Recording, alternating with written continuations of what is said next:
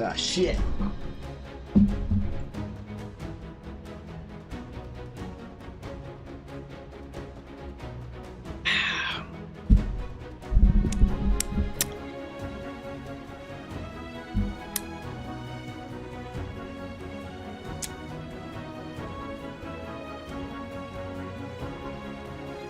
What a time for an ad break. Holy shit. Twitch, fix your shit, man. Dude, these ads are getting ridiculous. These ads are getting fucking out of hand, okay? You know, I haven't even checked how much my ad revenue has been. Apparently it's dropped off the fucking world for every other streamer that actually looks at that shit, but I certainly don't, because I'm not a good streamer. Man, what's up? Welcome back to the stream. Welcome back to the VOD for day one. Interestingly enough, day one of the fall cut. Yep. The fall cut begins today. It's been a summer of activity, and I'm ready. I'm done. Summer's over for me. Summer's over. I've settled into the fall spirit. I'm doing it early this year, you know, because I feel like in the fall I get a lot of work done.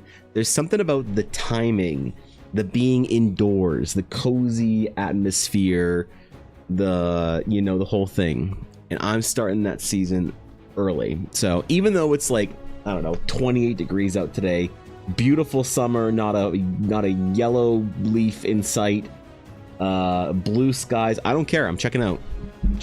Nope. Deleting summer this year. It didn't happen.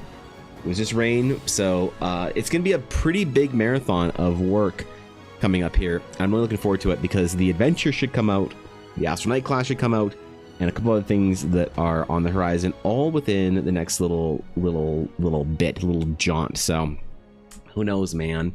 Who knows what holds? But good morning, guys. Ashy, you are indeed always first. I wouldn't even dream of trying to out first you in my own chat. So it is the dramatic entry music. Good morning, Sabine. Good morning, Steve. Good morning, Atari. Good to see you. Good morning, Greg. Good morning, Adurio. What's going on, man? It's crunch time. Got a bunch of tanks workout videos all prepped up. I'm gonna work on super hard this winter. Really? That's awesome, bro.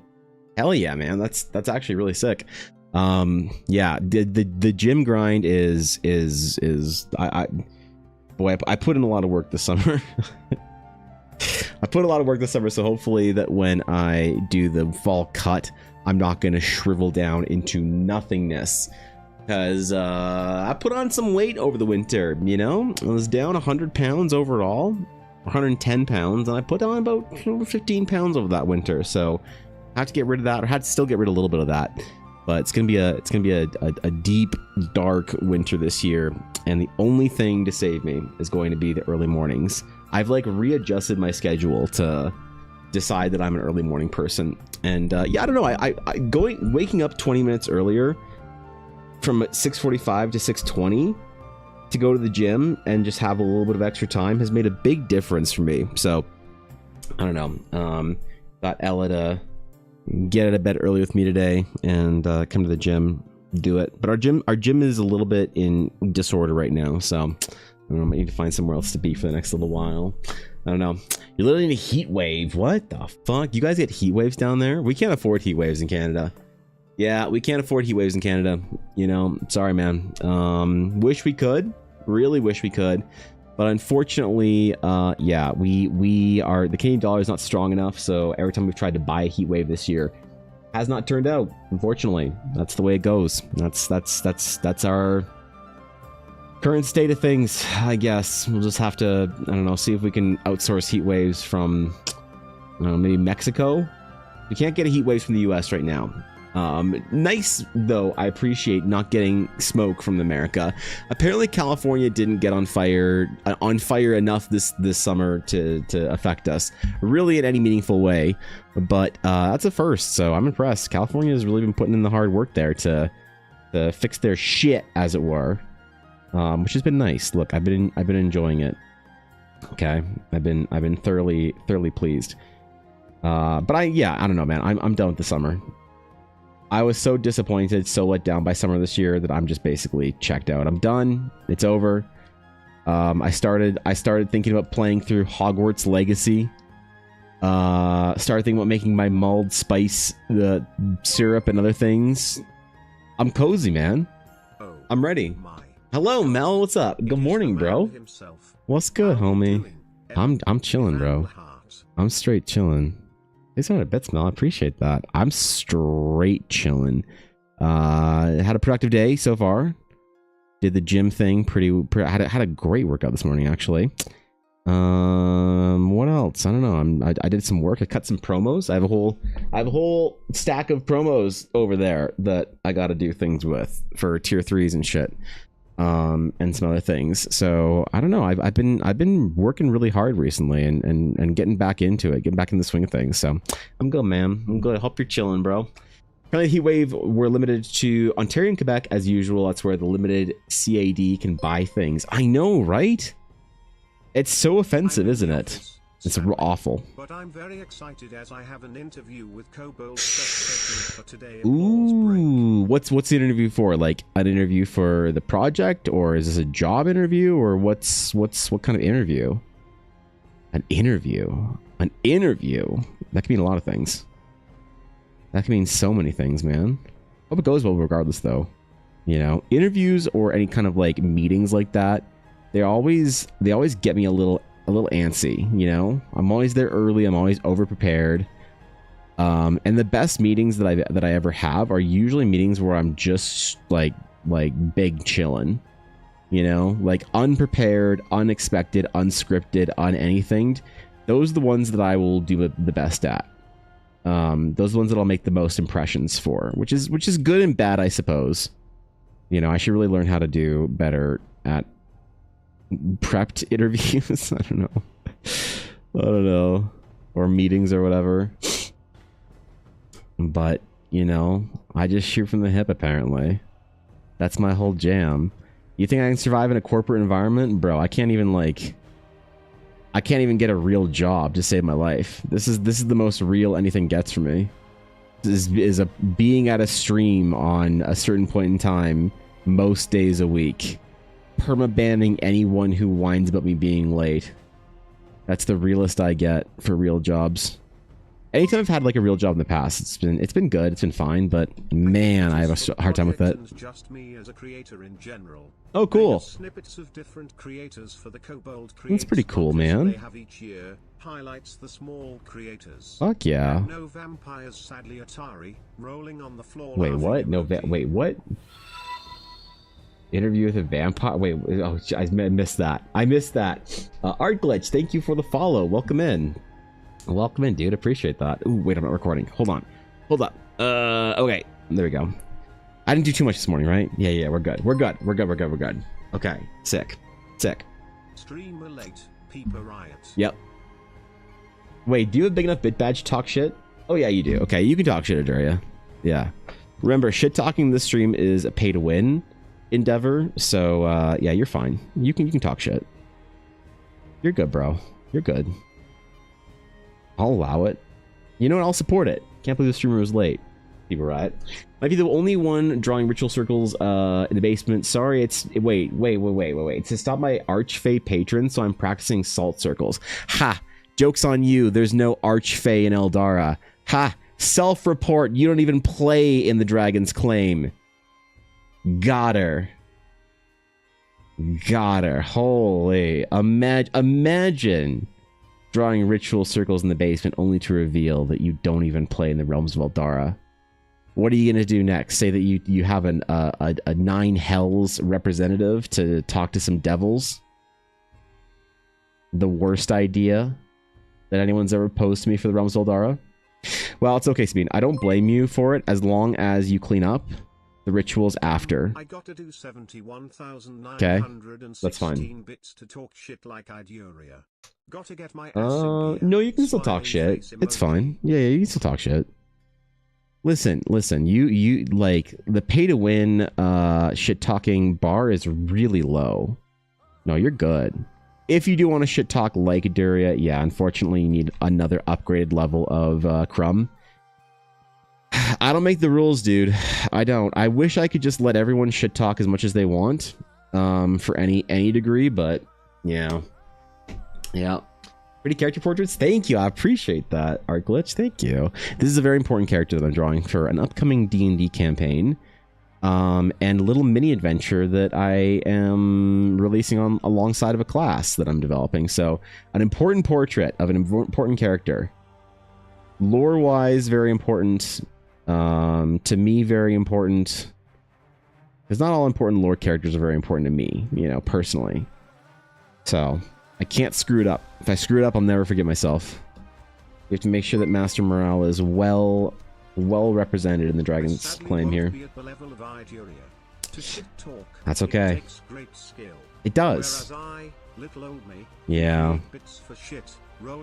Oh man. You know what? If we all try, I'm sure we can all cheer enough bits to the stream to let the streamer allow us to shit talk. All of us. Remember, it's our stream. Remember, guys, we got the subs. Yeah. Yeah, our stream. Say it with me. Yeah, thanks, Mel. Thanks for the bits, Mel. I appreciate it. CSP, Krita, or Photoshop. Why wouldn't you add any other options in there? What? Wait, are the meta bangers just not even a real artist class anymore? Damn, bro. I know like 3 people that are still bad enough to use metabang. I use Photoshop. Everything I use is I do is Photoshop. I don't really like. I mean, Krita is not powerful enough that I've never really used it, unfortunately. And Clip I like, but Clip is not powerful enough for the kind of work that I do, unfortunately. Even though I would much prefer to pay Clip's rates than Photoshop's rates. Master Morales. Yeah. Morales. Miles Morales. Wait, what? Spider-Man confirmed canon to Eldora. Is that a Spider-Man reference? I don't know. Is that a character?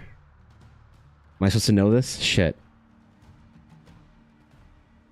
Oh, that's the No Way Home guy, right? Yeah. Okay, no, never mind. I was like, wait. This may this I reminded. Yeah. Getting my head back in gear for the live stream for Kobold Press. Good. The research is getting done and the plotting is growing. Excellent. Good. I can't wait to see what you got, Mel. I can't wait to see what you got. Impress me. Show me your might. Go do the thing and do it well. The whole Dragon's Claim will be cheering for you. Or at least Atari and I, but you know. Power of CSP and perspective tools. Raster tools and brushes. Load up with brushes and it's pretty powerful, but I get the Adobe addiction. No. So like legitimately, CSP doesn't handle large scale painting brushes well. That's the main reason. Like for sketching, like work like this, CSP's fine. The kind of brush that I'm using is not an issue. But if I'm doing an actual painting, CSP can't handle it. And like that's like a really big issue that I have with like they keep updating the software, but they never really give it the like color mixing and shit that you want out of big like huge like 1,000 pixel brushes for gigantic paintings. And like I'm not like brand loyal to Photoshop. I find that like the brand loyalty to like there's a weird elitist brand loyalty for Photoshop users, and there's an absolute copium for CSP users. The Photoshop users think that not like the fringes, the Photoshop users, they think that they're better artists because they use the industry standard, even though they're not using the program and software to industry standard levels, right? They're just not good enough. But then the clip users think that CSP is the better software because they're too broke to afford Photoshop. And like it's always frustrating to try and like catch opinions online, Taking a lot of inspiration from the afterlife in Egyptian mythology. For what? The afterlife is called the Duat and can morph and shape. Oh, for the adventure. Oh yeah, okay. Wait, I thought that you were doing something to do with like the outbreak, virus style stuff. Is this something? Is this an evolution of the project that I wasn't aware of? Wait, what? What? Mimic watercolor in CSP. So CSP does incredible ink brushes for mimicking watercolor and ink. There's an artist that I really like.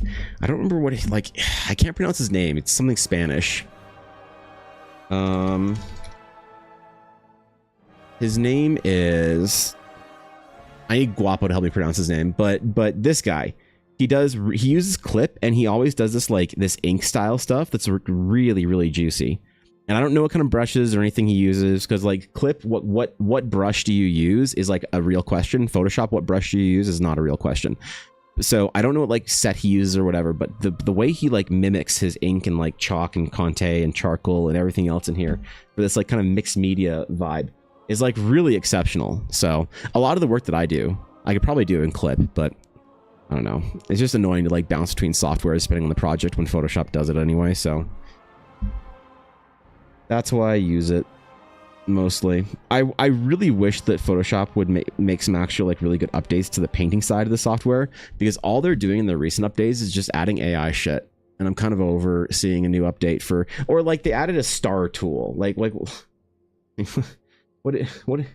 is this shit? You need a new tool for this? Oh wow, thanks Photoshop. Brand new update, star tool. Wow. How about that? How about that?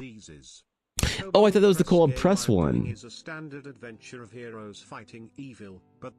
Oh, I see. Okay. I got confused then. All right, fuck yeah. Well, I hope that goes well then. You're getting it, Mel. You're becoming a dev rapidly. Working co-op press is a big deal, big opportunity. A lot of people would really love to be there at that position. So make the most of it. You're doing the thing. I'm very impressed. Very proud of you. Big digital paintings. Corel's pretty great too. Corel, I've never really used much of Corel's like suite of tools or whatever. Never been very impressed with the UI, so. Yeah, actually though, right? The pressure's on. You got this, Mel. You got this. I believe, alright? There's always a... What was... Okay, something that a dev told me where he's like, the best artists and professionals out there have a mixture of supreme confidence and crippling insufficiency or insecurities over their insufficiency. So that's probably good, right? You probably got your mix in there. Need to see the confidence though. You gotta boost that up a little bit. Gotta be more vocal and boisterous about it. They won't know what hit them, man. You're gonna impress them. You're going to change and revolutionize the way that they see game developers. There'll be whatever the fuck you bring to the table and post. It'll be an epoch and era-defining project. That's what we want to hear, alright? They call that imposter syndrome? I don't know. I've always felt like imposter syndrome is like... A lot of people think that they have imposter syndrome when I think that they're adequately judging how shit they are. You know, I always say I don't have imposter syndrome. I know I'm trash, you know? I don't move the goalposts for myself. I know I'm a trash artist. If I'm not producing work that looks like it could be hung next to Jamie Jones, Peter Lee, Kekakotaki, Greg Rutowski, if Greg Rutowski doesn't know who I am, I'm a shit tier artist and I know it. What the fuck? What the fuck was that? Did you just put a curse on us? I mean, thanks for the bits, but holy shit. You'll be fine, Mel. Don't worry about it, alright?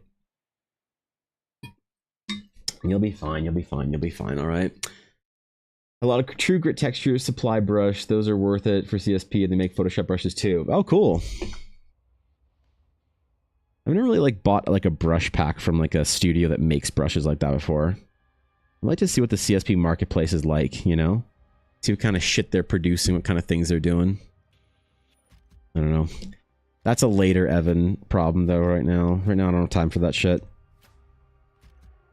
I'm also trying to simplify my brushes for painting. Use fewer and fewer and fewer for actual like real paintings. Not shit like this, it's just a sketch, but it's like such a hard challenge right now. I'm going back to basics, alright? I might just say screw it and make paintings for the hard or with the hard round brush for a couple of weeks.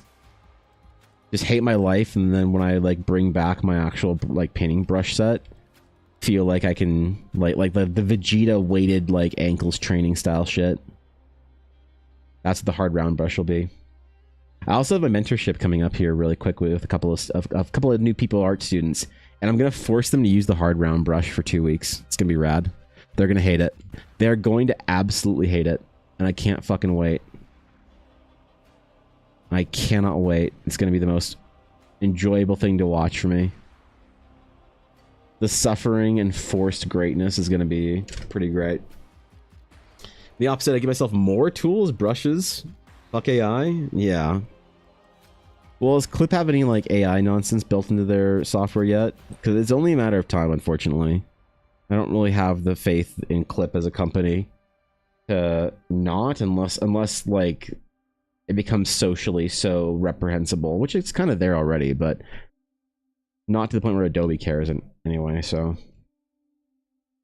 I'm just waiting for Clip's tools to have the first thing built into it. It's gonna be awful. Happy Taco Tuesday. Is it Taco Tuesday, Ernesto? What happens on Taco Tuesday? I've never participated in Taco Tuesday. I can't really eat tacos, so I don't know how one's supposed to celebrate it, you know? I don't know what I'm supposed to do. I need I need guidance. It's good to see you regardless, bro. Good morning, Silesian. What's up? You're pretty good for learning, though. Would it? You think? It is. Trust me. Like, if you can't paint with the hard round brush, you can't paint. That's my hot art take for the day. If you want to figure out where you're lacking, where your fundamentals are, look to your ability or inability to paint with the hard round brush, and it will show you everything you need. And some things you didn't ask for too, but you know. That's the way it works, unfortunately. It is a good tool for practice, though. Everyone should go back and do it once in a while. Even non-artists. You're a software engineer, spend a week painting with the hard round brush. Accountant, hard round brush. Cook only with the hard round spatula brush. I don't know, man. I don't know, bro.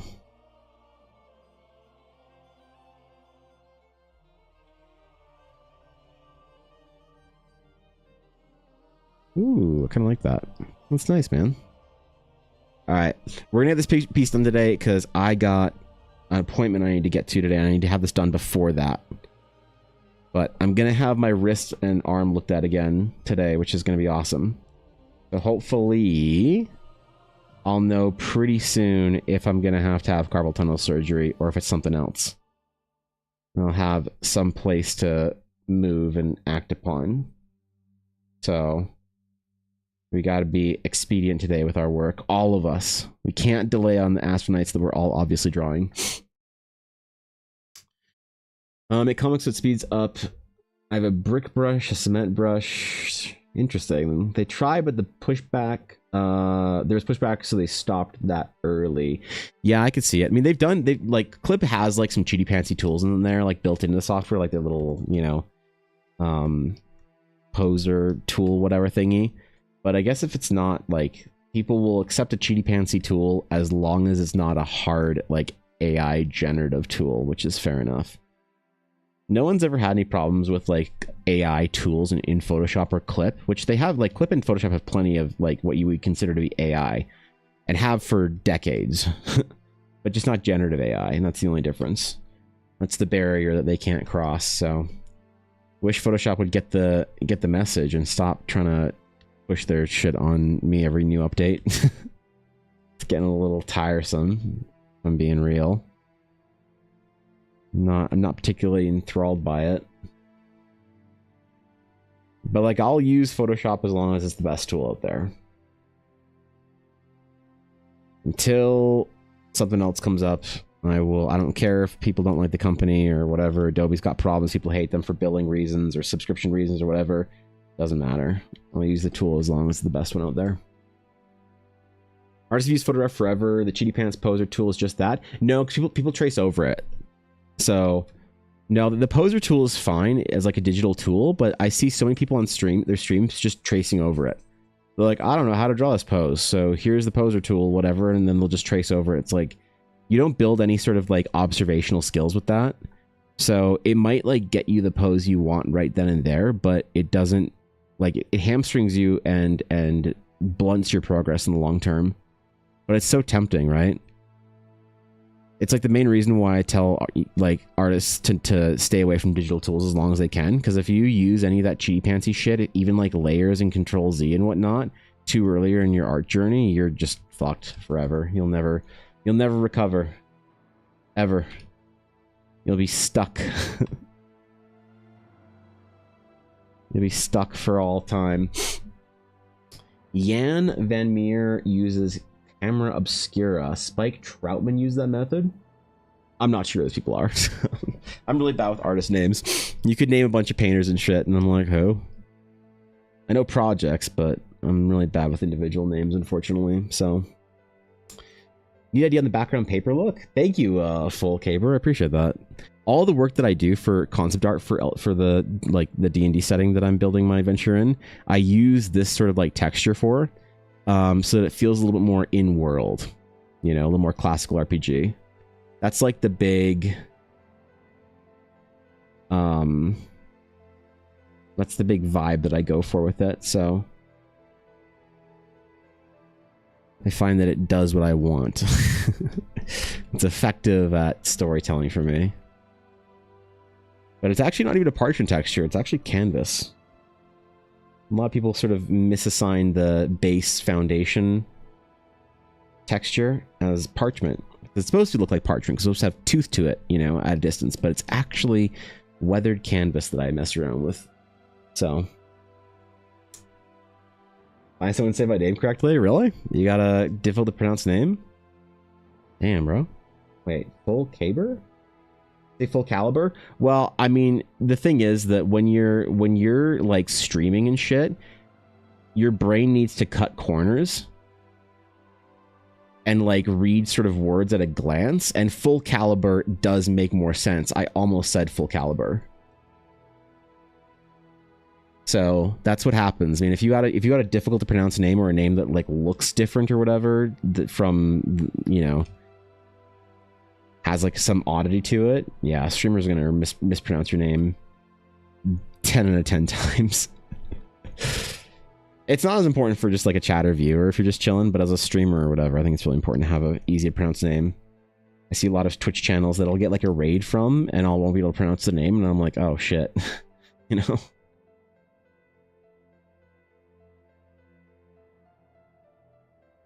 Like, there should always be some sort of easy way to nickname someone, you know,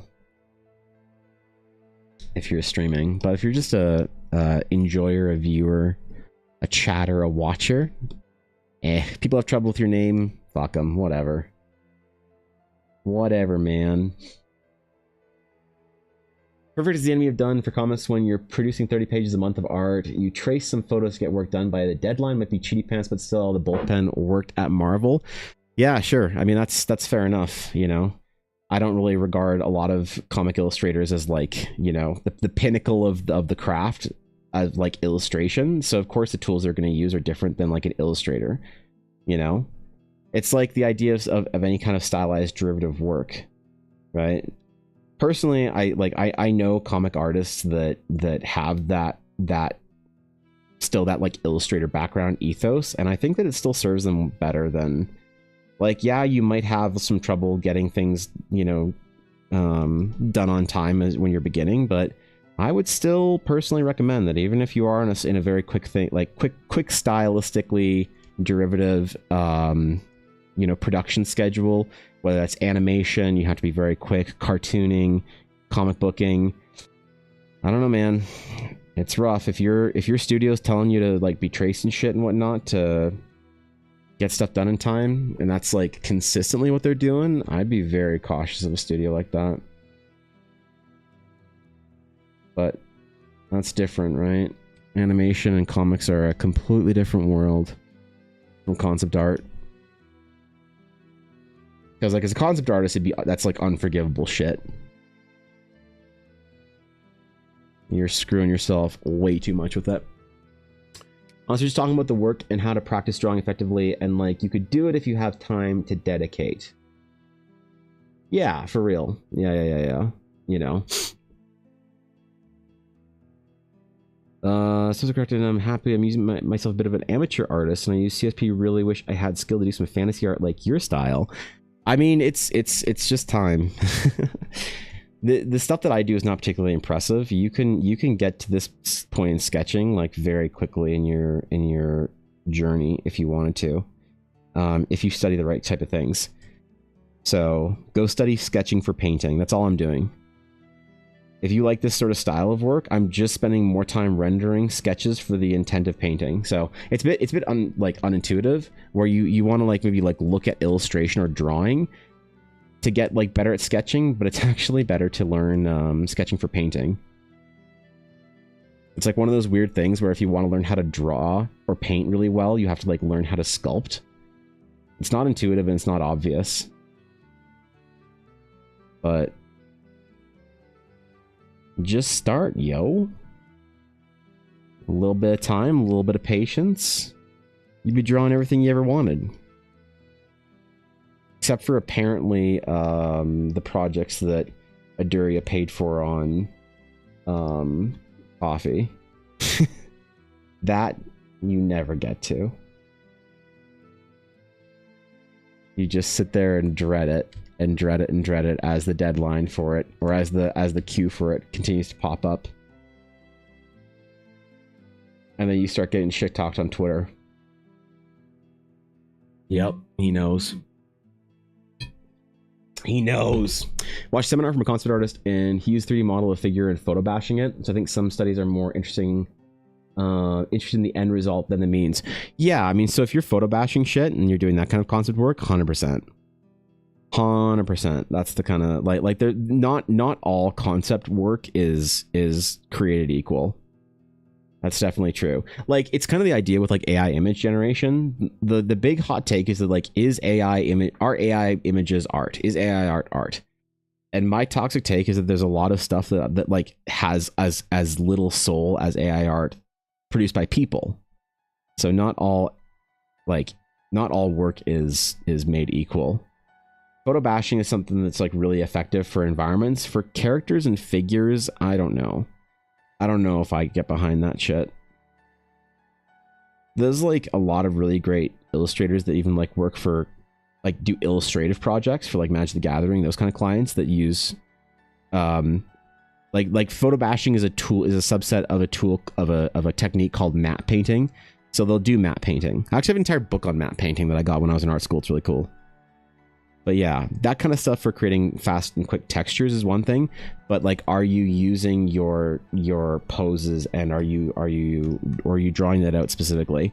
And also, is it just for a concept design? You're just trying to create textures for like armor and shit like that? That's different. So it's not like one sort of technique can kind of like reign supreme above all else. But I still think that there's almost never any occasion whereby like you can take shortcuts so long as you know how to do it the long way around. The problem is that we have a lot of advice on the internet telling people how to do things that are geared to people who already know the fundamentals, and you have like little people artists that are still learning the fundamentals. Like, you're never going to convince me. You guys are trying to convince me like there's a lot of copium being sucked. Y'all are trying to convince me that it's like okay to use like cheaty pants and tools and shit. And that's fine. Like, I'm never going to disagree with you. Like, you do whatever you want, dog. Big studios will do what they want. Big, fancy, accomplished artists will do what they want. But at the end of the day, fortunately or unfortunately, it always catches up with you. You know? Caught strays that screenshot. Forgot my name was in the copy post. What do you mean caught strays? The entire thing was supposed to be me shit-talking you. I didn't say it was a bad idea for you to get. I said it's a bad idea for anyone else to get. Do you know how many orders I've gotten for those? Like 5. And you know what I'll say, Aduria? Right now, I'm not doing any of them on stream except for maybe yours. I've done 2 of them so far that like somehow snuck in ahead of you. Or no, sorry, 1. One was a different request that somebody wanted to change their thing to the anime version and upgrade. So it wasn't technically you were first, or before them, but technically in the queue they were first. So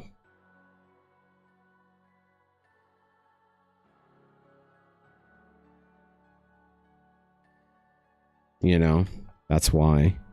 And I ain't doing that shit on stream. Maybe on the alt. Maybe on Project Evangeline. I'll do yours on stream probably. In like, I think a week or so. I'm not sure where the queue is at right now.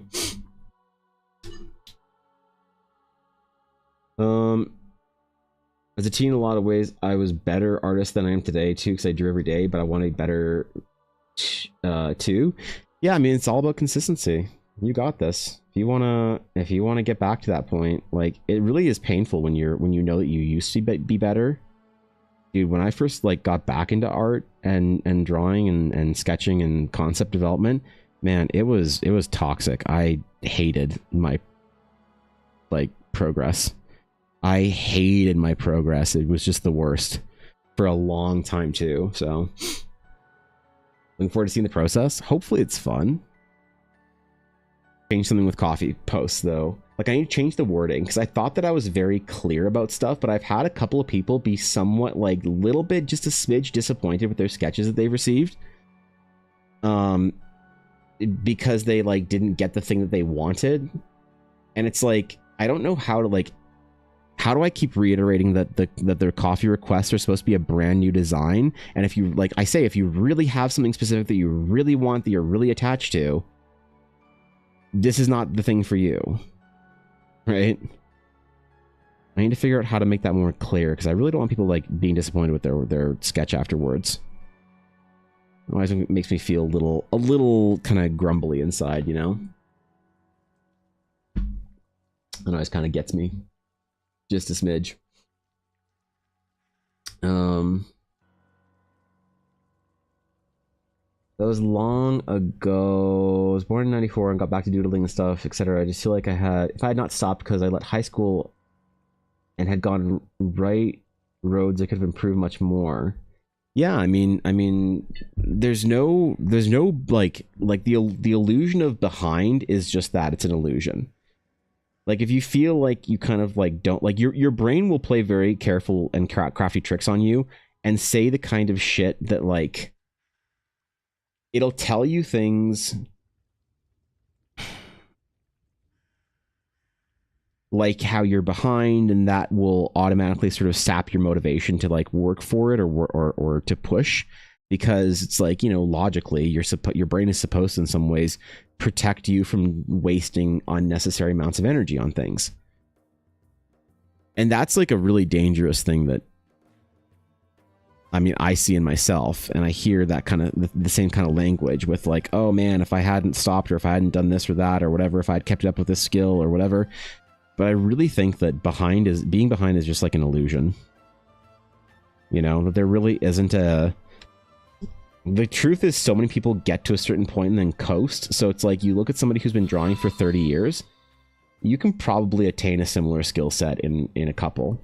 Like, you could always, like, I mean, I really keep saying the same thing, but you can become hireable within a couple of years of you starting if you're consistent. It's a choice, right? Rip Rap, thank you for the follow. I appreciate it. Welcome in. I'll have to look at the word commission. It has a lot of baggage on the internet. Art that you pay for, and it might be the first part of expectation people come in with. I don't think I say commission though. I think I say request. Hold on. How do I word it?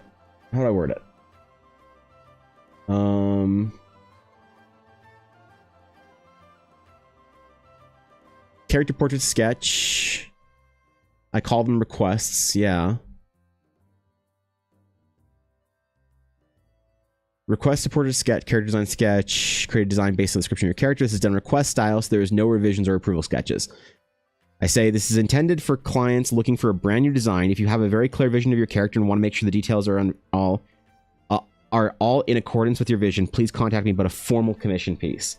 So like, this is me trying to make that very clear, but it's like people will miss, like, I wonder, do people read this and think that they have like, they're like, oh, well, I don't need the full formal commission. I just need it exactly the way I want it. Is it like reading this and basically saying not like, I don't care that this set like is it, do people read this and be like, yeah, anyway, or do people just not read the description? That's what I'm wondering about, because if people just aren't reading the description, you know, that's like fine, I can't stop that. But if people are reading this and still thinking that it's like a formal commission, then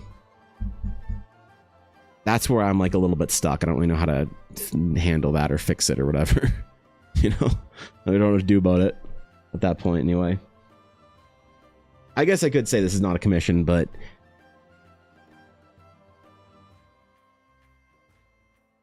I thought I did a good enough job, a pretty clear, you know, communication as to what it is, regardless, but maybe not. Maybe not, man.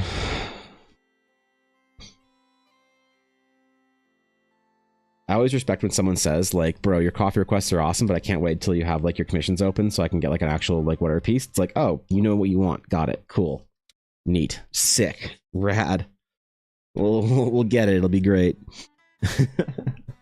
People, apparently they do read. I don't know. Maybe they don't read and what, comprehend it or whatever enough.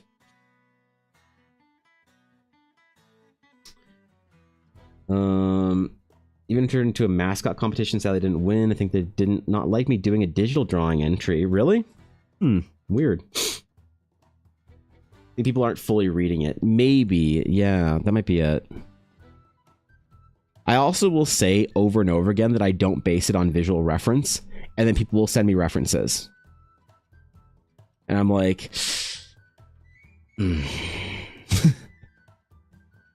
okay. But I've had some people that are really great to work with that are like, hey, this is my character.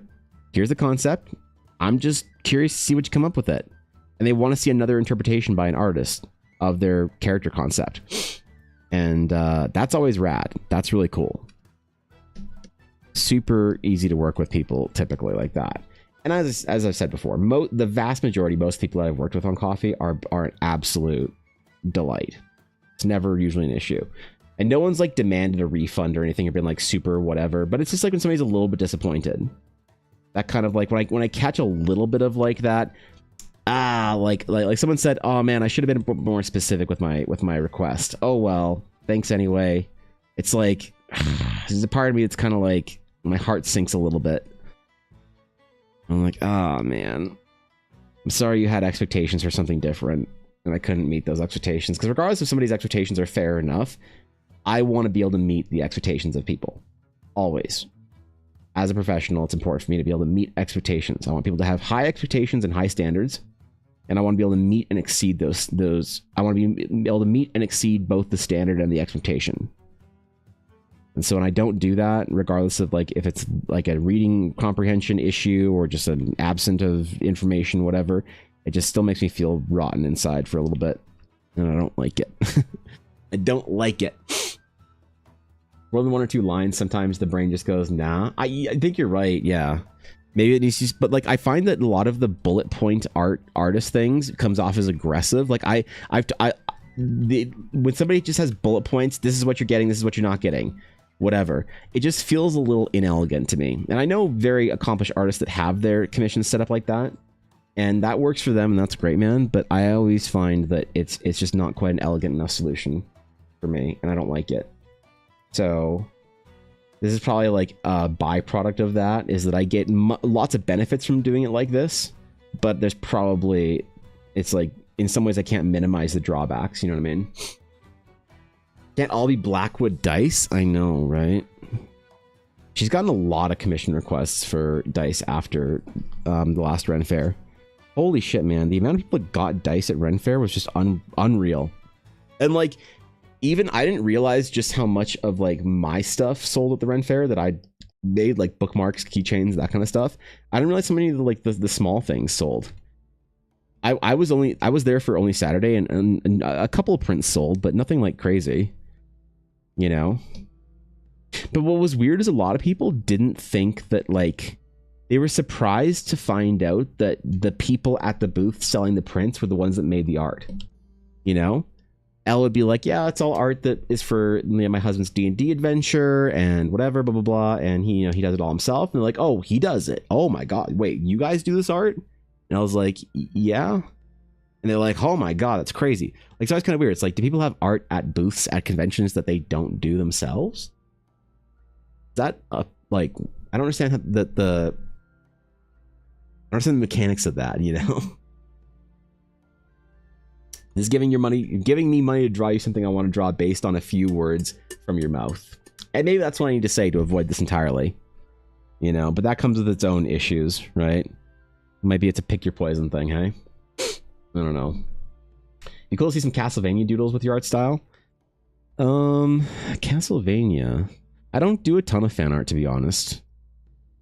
Castlevania's up there.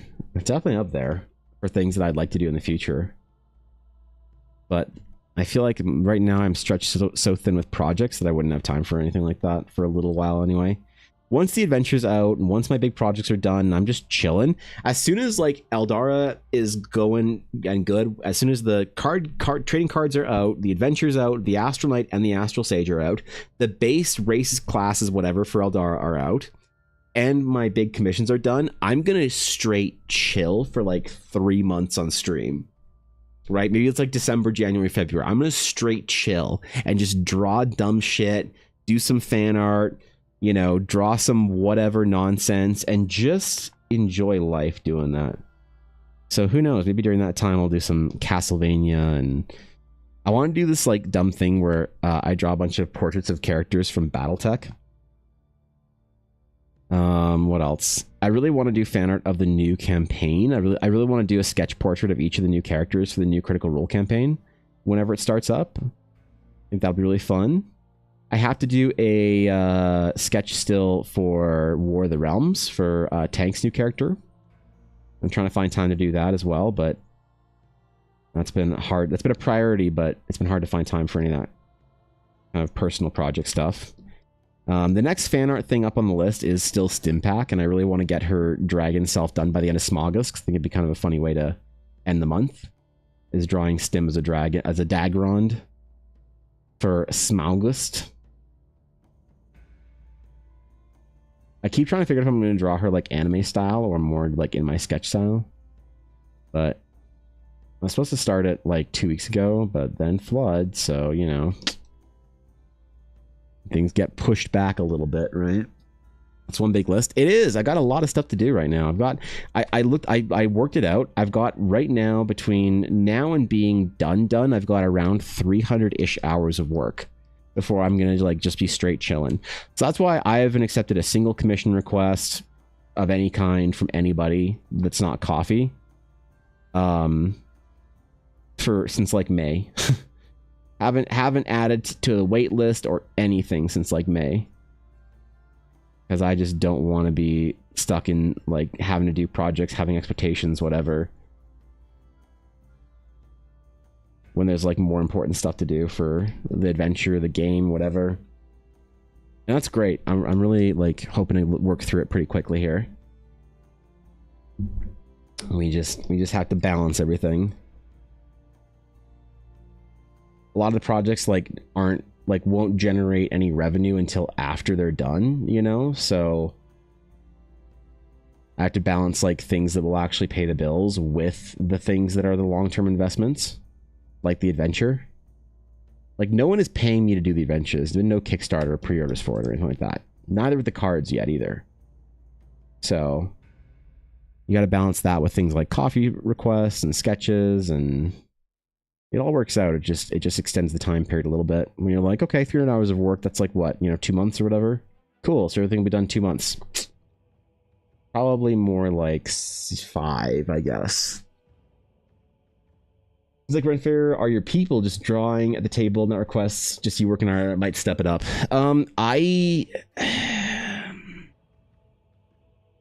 Yeah, I did that at GameCon, and it really didn't. I didn't like the vibe of it at GameCon, because I think that a lot of artists that are just like head down working on stuff, they aren't that engaging. And I'm happy to have conversations and talk to people about the adventure, about Eldara, things like that. And I find that that's because I have so much more of a thing to like a project to discuss. It feels in some ways to me like I want to have more attention on a conversation. I can't really do that if I'm just like working head down, whatever, just like having a casual conversation like this. You think I was like really good at it because I stream all the time and basically do that exactly, but it's different in person. And there's also something that kind of is bothersome that might sound a little bit more like whiny, but when I'm doing sketch work at the table and people are like, oh, what are you working on? Let me see. And they like lean over and whatnot. There's a lot of invasion of space that I don't love. So if I was doing something and I had like a monitor up or whatever for what I was working on, just sketching and chilling, that'd be fun. But that doesn't really work for conventions. So Yeah, I don't know. I'm gonna figure that out. It's a good idea. I'm doing today. I was like, I want to draw. Then I decided to draw K-pop demon hunters for fun. There you go.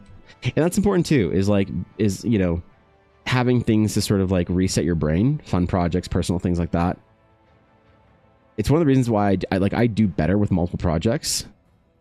The issue is like if I go beyond critical mass of what I can actually like manage, then that's a problem. That's where things get a little hectic and spicy, and you know, you call everyone chat as well, though. I never call you guys chat. I'm not a big enough streamer to refer to you guys as chat. But boy, oh boy, when I become a big enough streamer to call you guys chat, you'll know that I'm happy as a fucking clam. Just chilling. I would never. Come on.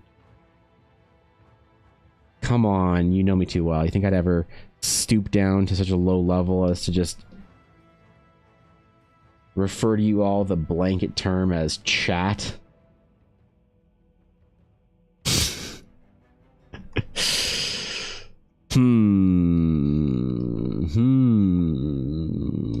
don't know about that. And it's a good point, Samurai. Do I call you chat, or what about YouTube chat? Do I have to call you Twitch chat and then call YouTube chat?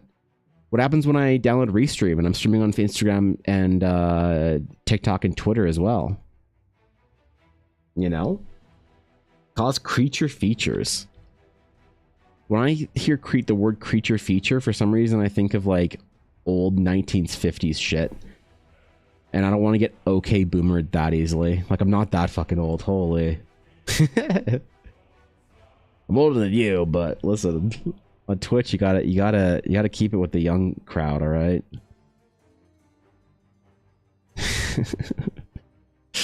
Yeah, come on, man.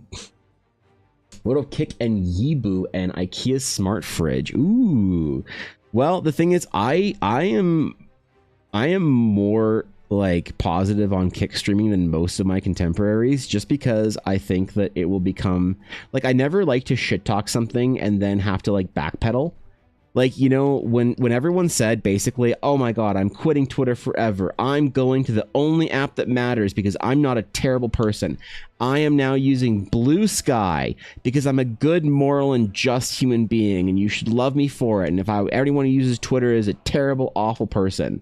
And you're like, wow, shit, those are some strong words. Okay, fair enough. Well, go have fun on Blue Sky. And then like 6 months they come back and they're just like quietly posting on Twitter.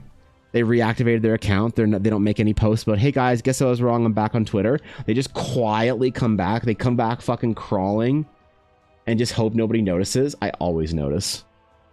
So I don't want to shit talk Kick, and then in 3 years, that's like the main streaming platform. And then everyone has to be like, oh yeah, remember when I said you're a terrible person if you stream on Kick? Yeah, thanks for the subs. You know what I mean? So look, I don't really love a lot of what Kick does, but I'm not willing to sit here and say that we aren't all going to be on Kick in a couple of years potentially. If Twitch doesn't figure out their ad revenue bullshit, it's not like YouTube is going to absorb the entire Twitch community, right? There's a non-zero chance, I'm prophesizing it right now, there's a non-zero chance that Kick buys Twitch. And then what are we going to do? Just think about that. Just seriously have a thought about that for a second. That if Twitch is losing Amazon too much money, that AWS goes to Bezos and says, hey man, we want to get rid of this thing that's losing us money. He's like, okay, you know, like that's fine, can we sell it for $1.5 billion? They're like, yeah, this company is gonna willing to buy it for, you know, 1.3 billion. He's like, okay, sure, whatever, let him have it, I don't care. And then all of a sudden we get what's the guy, I forgot the Kick dude's name or whatever is the guy who runs it, but then he makes a fucking post and he's like, hey guys, welcome to Kick. And then what, you know? And then what? And I'm not morally saying that's good or bad or anything like that. I ain't making any statements about that shit. Look, man, you come to your own conclusions. I ain't judging anyone for any of that shit. But at the end of the day, there's a non-0% chance that we might all be Kick streamers, whether we want to or not. I'm not ready to make some big moral high ground grandstanding that I'd have to then like be like, ooh, I'm gonna no longer stream on Twitch anymore. I'm gonna give up everything I've ever built on Twitch so that I can stream on YouTube, the morally superior platform to Twitch and Kick. If you see me start doing that shit, bro, let me know. Help me return to form so I don't embarrass myself. Say that Twitch is going to get kicked off. It was like a 2. Betting on it would be on theme, kind of, right? There you go. And you'll really fit in with them. Didn't they boot a lot of bots in Twitch recently? They did. There are some streamers that absolutely crash landed. Botting on Twitch has been an issue since 2012, like since basically Twitch got, you know, popular. Botting has been a massive issue, and I think that the only reason Twitch is caring about it now is probably because of advertisers. Before, they could probably tell advertisers, wow, look at all the like when you do well and you have a high view count on Twitch, Twitch can sell can like you're part of a stat that Twitch can brag about.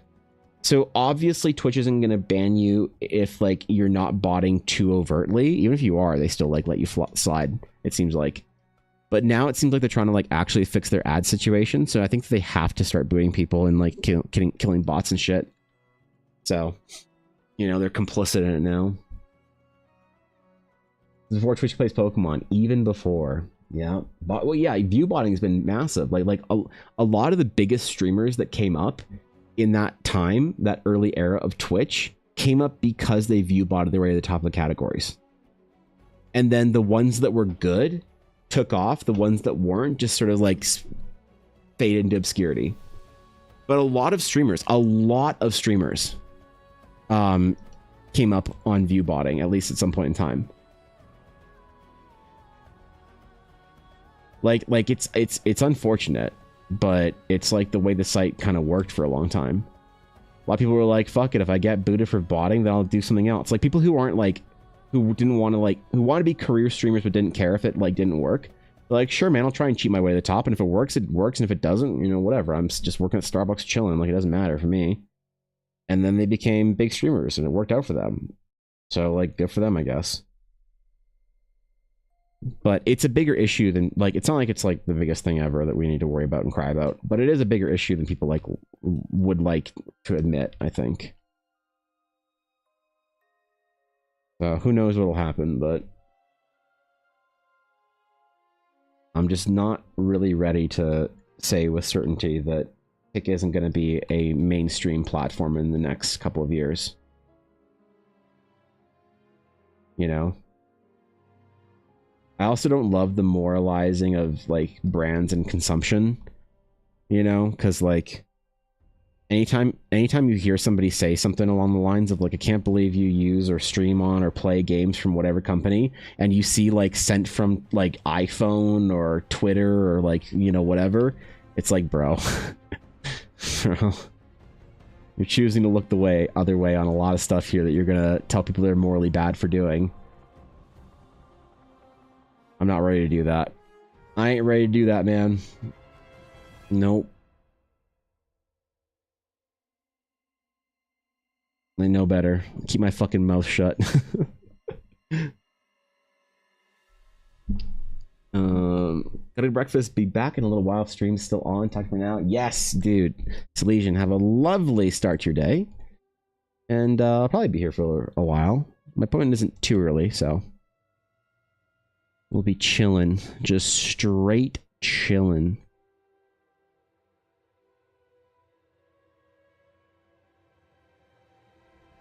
You know, it's like a lot of people will hate on Photoshop users because Adobe is like really pro AI in their stuff, and I don't care. I don't care. I'll use the best tool. I'll use the best tool. People can not like Adobe all they want, but I'm never gonna get on and down the throat people that use the software or whatever, even if the company is not particularly savory.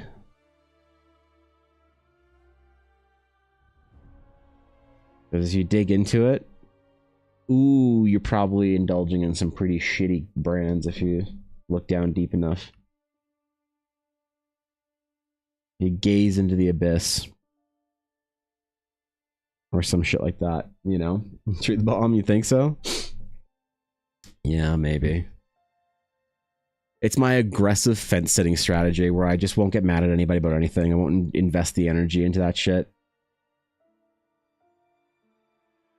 I will aggressively fence sit as much as I please. Those who stand for nothing stand for nothing, or whatever the quote is. I don't care. I will fence it. You can't get me off. I'm gonna enjoy it up here. The wind is nice. So chill just watching you draw everything I look up for my video editing. It's a great mental reset whenever I snap out of my editing stupor. You can listen to things when you're editing? Holy man. I can't like listen to, well, I guess maybe you're just doing video and then you do audio later. I do everything together, so I need to constantly be referencing back and forth. I wish I could listen to music when I'm editing. Not though I'm not editing any sort of massive like long videos or whatever. It's always just like little short form things. I'm never editing for more than like maybe a half hour on a single project.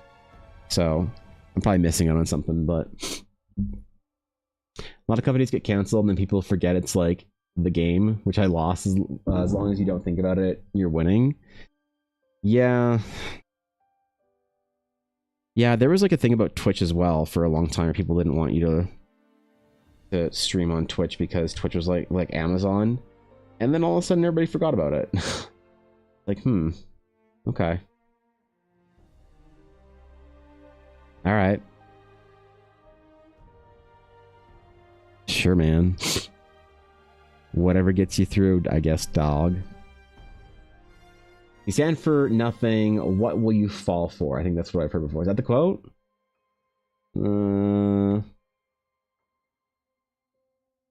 Yeah. I think the one I'm thinking of ends with, then you stand for nothing, or whatever. I don't know. Probably something dramatic like one of those in there. When you do music or dialogue, I'll ask you quiet. Okay, yeah. Make a little Ren Fair video for you at Ella right now. Actually, should be up in half hour. TikTok? Oh, shit, dude. Really? Oh, damn, bro. I'm honored.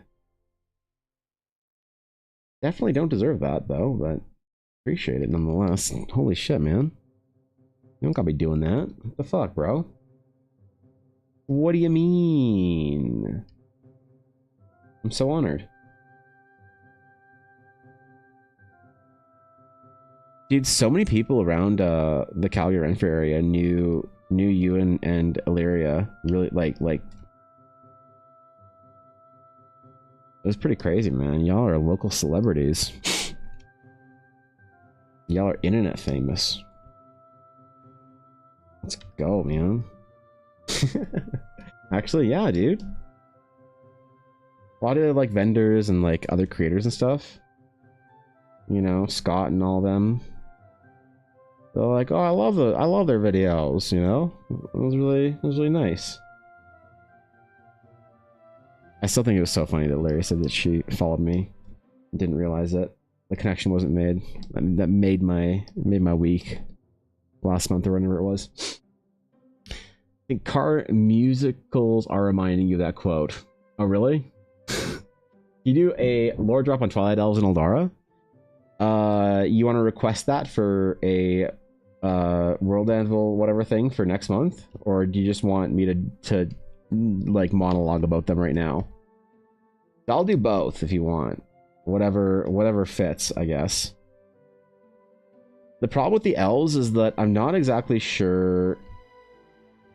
The Elvari are like kind of difficult. They're a challenge in fantasy, I think, because there's so many preconceptions and expectations of what elves are like that I don't know.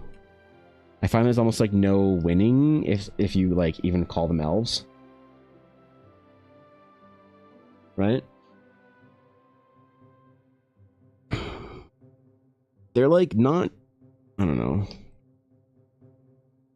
They're basically the like ancient sort of like servants of the Eldari, the builders. The workforce from the old ways, the old world. That's why they're so in tune with magic. So the Eldari could like plop them down next to a magic power source and they would sort of take on its qualities.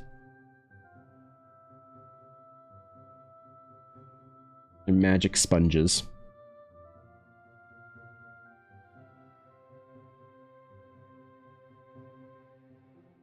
The Twilight Elves are pretty cool. I like them the most. I think probably of all the different like Elvari, I think the Twilight are my favorite. Just because of the area that they live in, where they get their magic more or less from siphoning it off of like plant life that basically absorbs it from the moon and other celestial bodies. So it's actually an overlap in the Twilight Elves with the Astral Sage like magic sort of court.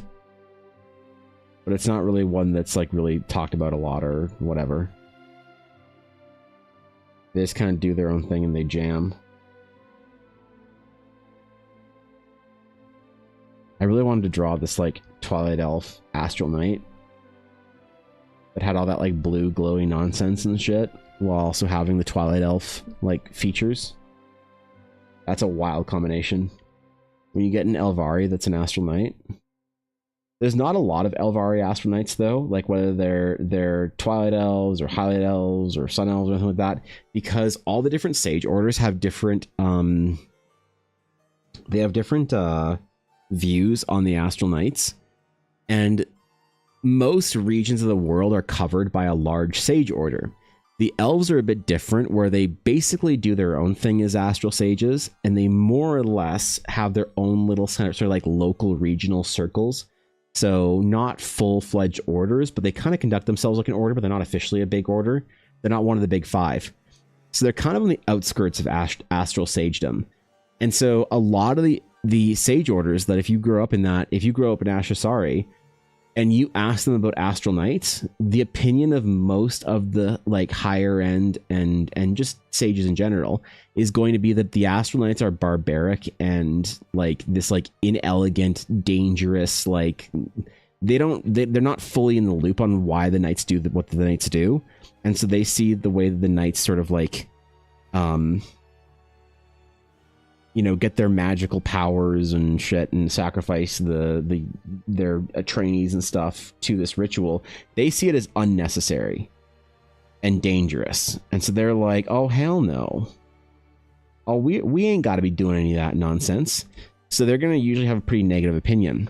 So most of the Elvari in Ashasari that come up as sages that would be proficient enough to be trained in the order, they just kind of go to the big Elvari magic schools, and they basically like study as like more or less students that are in that subset of astral sages, but from a more like academic standpoint in the large universities sort of style institutions, as opposed to in the sage orders. So they'll go and talk to the sages and they're on friendly terms and whatnot, but they're not, they kind of do their own thing. They like exist within the existing magic learning system that happens over in Ashasari. And they view their system as better because it's been around for longer and it's more elegant to them. That's why there's not that many Astral Knights, because they just don't have a pool to like yoink from. They'll still like respect and honor the Astral Knights, but they kind of like if you like if you're a knight, you're still welcome in their temples, obviously, possibly partly out of fucking fear, because the reputation of the Knights are so strong. But in general, they have a bit of a bad taste in their mouth when it comes to Knights. Like that's fine if they want to go do their crazy thing. We're not sending our young aspirants and young sages over there just to try out for this thing and then come back dead because they couldn't, pass some barbaric ascension ritual where they literally have the magic of the universe force fed into their body. Like it's just very not their thing. So there's just not that many Elvari Astral Knights out there. I had an idea that Twilight Elves would use some kind of mushroom that rises in one night, imprints the stars and constellations visible. The elves then keep those and use them like records of celestial history. That's cool. They use like they're big like fancy astral trees that are on the map. Those are like religious sort of like icons to them. Those are absolutely key to their, because those are the things that sort of like cast the Twilight spell. that allow all the other things like the moon lilies and shit like that, and all that stuff that absorbs the nighttime magic to work, more or less. You let yourself in? Okay, well, yeah, Fel gets it. It's fine. Good luck with whatever work you're doing today, Steve. Hope it doesn't take too much of your time. Hope it's not stressful, bruh. How many nights could there be, even if there's one temple, it only guarantees 3 or 4 nights per year? Yeah, I mean, there's not a lot. Like, what would that be on average? If you had nights that sort of were functioning from, let's just say, 20 till... And by the way, it's not 3 or 4 nights per year. It's 3 or 4 nights per kind of, like, ascension group or whatever. It's probably somewhere around the range of, like, maybe 200 trainees a year, and like maybe around, let's say optimistically, like 10-ish nights a year. That'd be on the high end. So that's like between 20 and 50 or 60 or whatever. Right. Well, 10 is a bit high. 10 is on the highest end though. So they'd be like somewhere around like between 300 and 600 nights. Probably the 300 range is a lot more, is a lot like yeah, now I'm thinking about 10's like a lot then. It's probably more like 2 ascension rituals a year, and if 1 to 3 exist, like, or if like 2 to 4 survive, it's like an average of maybe like 3, so 6 nights per year, maybe. That's like more in line with it. So yeah, definitely a small group. Like the Astral Knights are not a large military order by any account. So more like a small paladin order. Question: you have a book with information on the lore on a website? Honestly, it's all sounds so cool. So that's what I'm working on right now. A lot of the stuff for the adventure that I'm currently building is going to have a massive world anvil, which is kind of like a wiki if you're not familiar with it. And I'm working on building that alongside the adventure so that I do have, if you want to play an Astral Knight, you can go read about an Astral Knight to understand how they fit into the world. Anything else like that that has a player option tied to it. So I'm working on a lot of these articles right now. I kind of want to save them all for like a big release, like big formal drop for when the adventure comes out. And have them kind of like release in tandem together. So right now, no, because I'm building it. I used to have like I'd post like big sort of like lore briefs in Discord, which was fun. But I've been working on basically making a more official sort of like way to collect all that information for the last like year or so, I guess. So not right now in any sort of like good way, but in a couple of like maybe like a month or so. Definitely. So my hard release date for the adventure and everything is for Edmonton Expo. For Edmonton Expo, that's my absolute deadline. So unless something else goes catastrophically wrong, like my house floods again for 2 weeks, then I am on track to get this out by then. So hopefully it all works well. Fingers crossed. But by and that's right. That's mid-September. So middle September. So 3 or 4 weeks from now, it should be all there for people who are curious about stuff that want to play, you know, a night or whatever in the world or anything like that. There won't be every Eldar option to like player options. So like all the different races, classes, whatever, they will not all have the same amount of info. I might just have stats for like the Rokari, and then so you can play one and then have the lore come later when I'm building it out. So can you store data on birds which mimic sounds? I need elves to create data storage systems using songbirds. Yes, but they all sound like hard drives that from the 90s that are crunching away. So,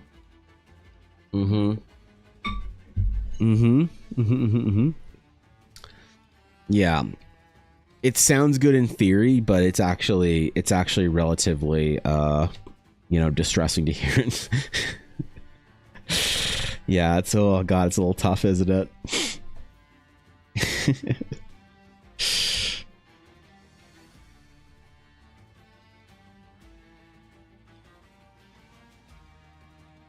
All of this is supposed to be for leading up to a campaign guide, so that I can actually make a proper campaign guide for playing in the Realms of Eldara. And there's an adventure to go along with it. I just put the adventure on the front priority because people were getting a little antsy about not being able to actually play a game in Eldara. And so world building is great, but if there's no game to play it or no narrative to follow with it, then like what's the point in a lot of ways? Which I'm sure like legions of World Anvil Discord users that I love and adore would probably, you know, they probably, you know, pillory me for that opinion, but it's my opinion, and I'm gonna die on that hill, whether I like it or not. No, so the adventure, I'm trying to get the adventure out. It's of key importance to me right now. It means that a lot of the kind of world building stuff doesn't have an official kind of venue for it right now, unfortunately. First in line, goddamn, dude. Well, I'm not sure if I'll have them in print by Edmonton Expo, but I will do my absolute best. I'm making like a couple of collector's editions just for my own like stupid desire to make them. They're gonna have like all the prints and some other stuff to go with it, a leather bound version of it. I gotta order all my leather working tools though, because if I'm just making the covers and dice trays or whatever, it's not the worst, I guess, you know. It's not the worst thing in the world, but it's still a lot of work to get through, just like time. I gotta get on that, man. I gotta get it going. But pen display, I'm using the Cintiq Pro 24-inch. It's not the big boy. I'm not using a 27-inch, unfortunately. Not that good. As we all know, an artist's skill directly correlates with the size of tablet they use. So I'm not a good enough artist to use a 27-inch tablet yet. Here's hoping. Here's hoping, man. Maybe I'll do the Astral Knight, because the Astral Knights are dropping earlier. As the class is dropping before the adventure. Maybe I'll do the Night World Anvil like this weekend or whatever.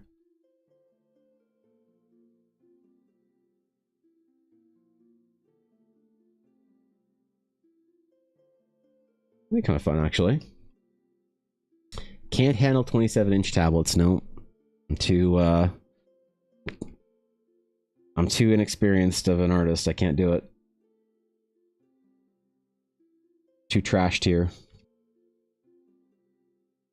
It's an unfortunate reality, but one day I'll be a good enough artist to paint like Greg Rutowski. He's been working on a painting forever that I really want a print of. That's this like really beautiful sort of classical masterpiece style type thing that's just unreal.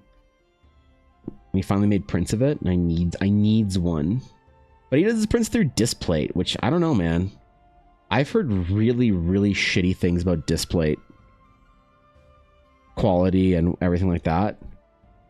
There was also a bunch of streamers like years ago that were basically like all kind of jokingly said during one stream. One of them was like, "Yeah, man, I did a Displate sponsorship like a year ago. I still haven't received my money from it." And then the other two streamers were like, "Wait, you too?" I've heard really, really mixed things with Displate. Some people love them, some people hate them. So I don't know. When I see Greg Rutowski doing his stuff through Displate, I'm like, ooh, is this good or bad? Like, if Rutowski's using it, I'd trust it, but maybe, I don't know. I don't know, man. Skill directly correlates to pen size or display size for sure. Exactly. Yep. That's the rule. That's the rule, man.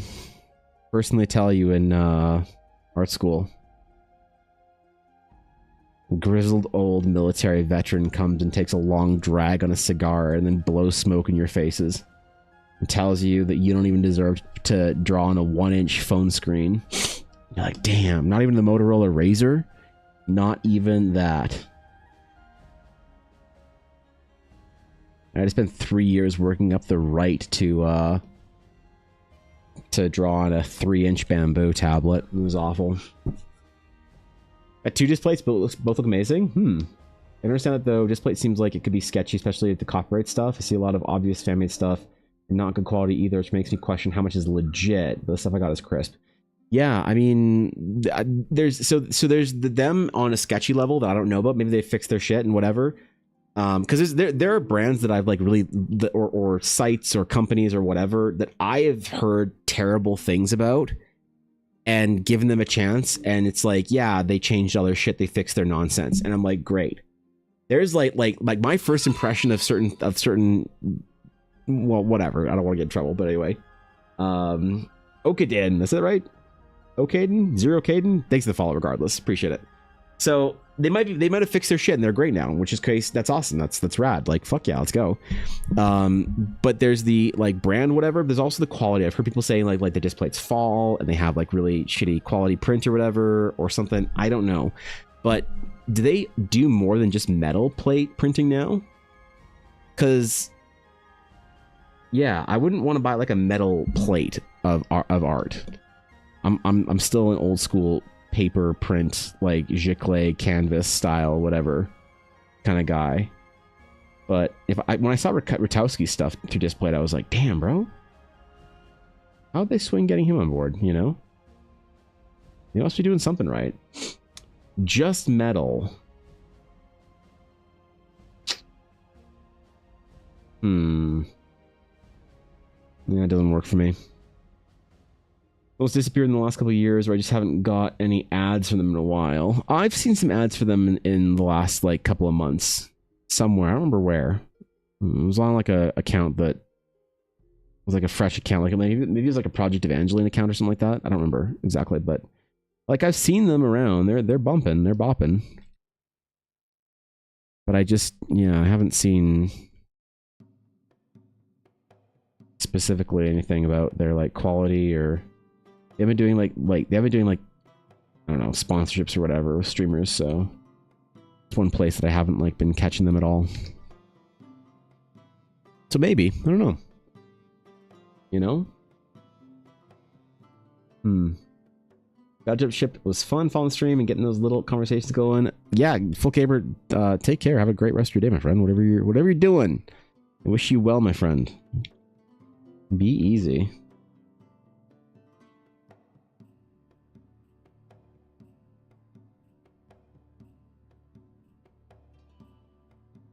Hi. Let's work on something else for the armor, because I don't really know what to do here.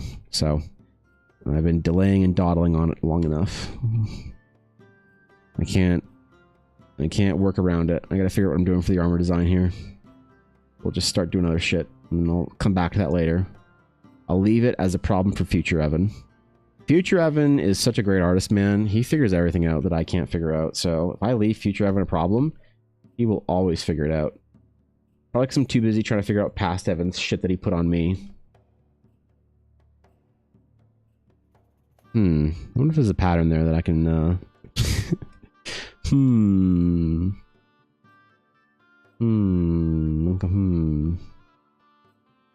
I wonder how that works. Actually, quite like the few Warhammer displays I got. Warhammer World, good quality. Alright. Okay. Yeah, I mean, like I said, I'm always willing to give the brand another shot if they fix their shit. A lot can change in a couple of years, you know?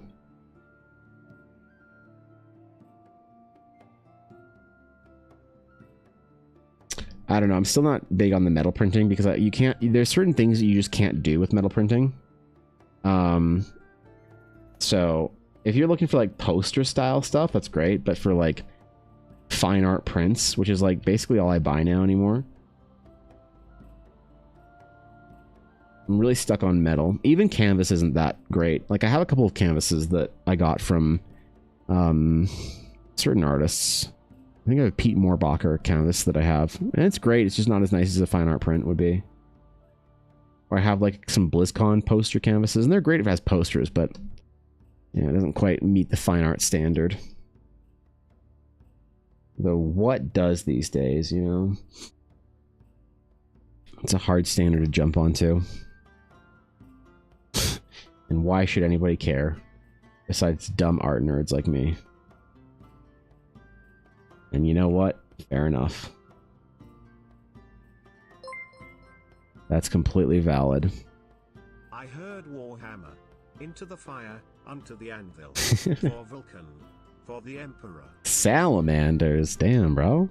Thanks for bits of Zelia. Dude, I got my Grey Knights still to paint. I still got my Grey Knights from GameCon. I haven't had any time to paint them since... Hoping I'd like make painting part of my like routine every day to kind of wind down a little bit. Do some little fun art hobbying. Low pressure stuff, but I just haven't been able to work it in, unfortunately. I really want to.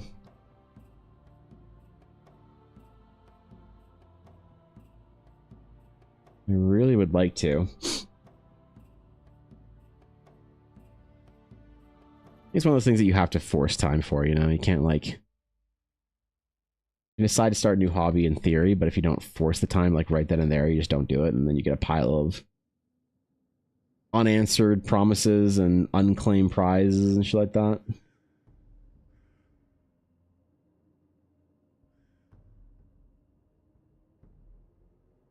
Okay, give me 1 second. I need to grab a new water. It's so dry out, man. Gotta keep my my voice in good shape, bro. I've been streamed for like 2 weeks. Still recovering from that shit, so give me a sec.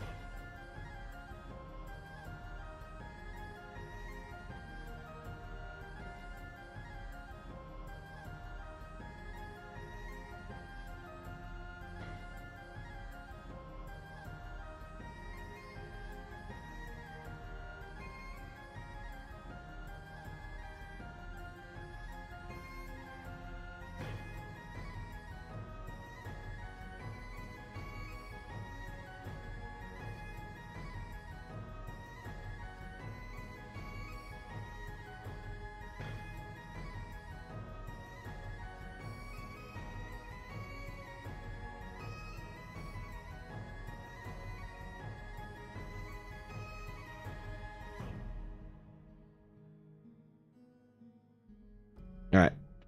All right. We chilling. We chilling. What I miss?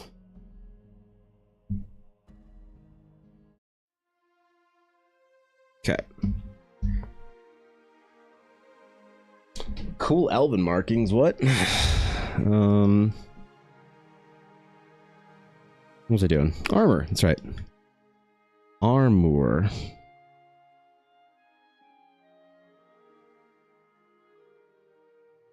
That's what we're doing. New motto for doing stuff for me and my husband: don't think, just do. It's probably responsible, you know. Overthinking is the death of so many ideas and good, you know, plans. There's a pattern you see in a lot of successful projects that are people that just decide to do something even though they're ill prepared, versus people who like really prepared and tried to like launch a project correctly, and they end up spending too much time in that phase. There's this really interesting phenomenon that I find really cool to study, that I think a book that I read a long time ago by a guy named, I think it was Malcolm Gladwell, called like Outliers or whatever, basically described how certain people or groups of people, like why this effect of like how you have concentrations of success, like why all the biggest business owners in the tech space started up their companies in a certain way, but they all seemed to like know each other type thing, or how, you know, the biggest directors of movies at a certain point in time all came about together. And it seems like one of the things that's most important in it is, and I don't think I liked the book for some reason. There was like the overall message of the book wasn't like optimistic. It was more like, hey, you weren't born with these like criteria, so don't worry about it, man. Give yourself a break. You don't have to be great or whatever. That's kind of not the message that I like want to hear or wanted to hear at the time. But it seems like one of the consistent things that you see is a culture of, what's the right way of putting it? Of irresponsible diving off the deep end. Where it's just like, there's sort of an implied, we're going to go get this thing or whatever. And then that breeds like more successful projects in a small concentration.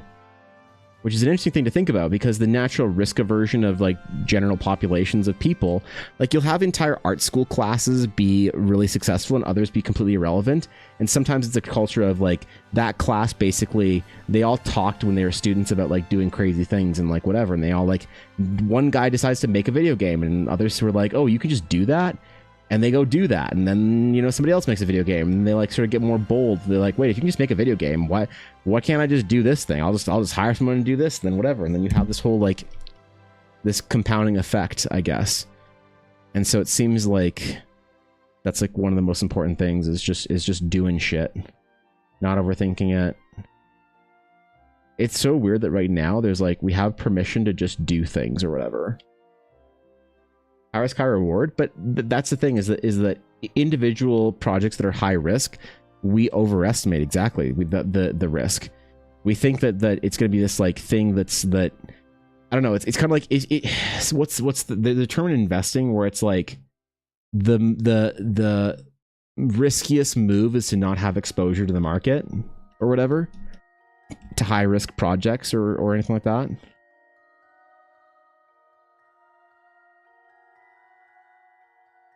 So, yeah, you have a couple of really high-risk projects, but if you have, like, enough high-risk projects, like, one of them, it kind of, like, statistically guarantees that one goes really well.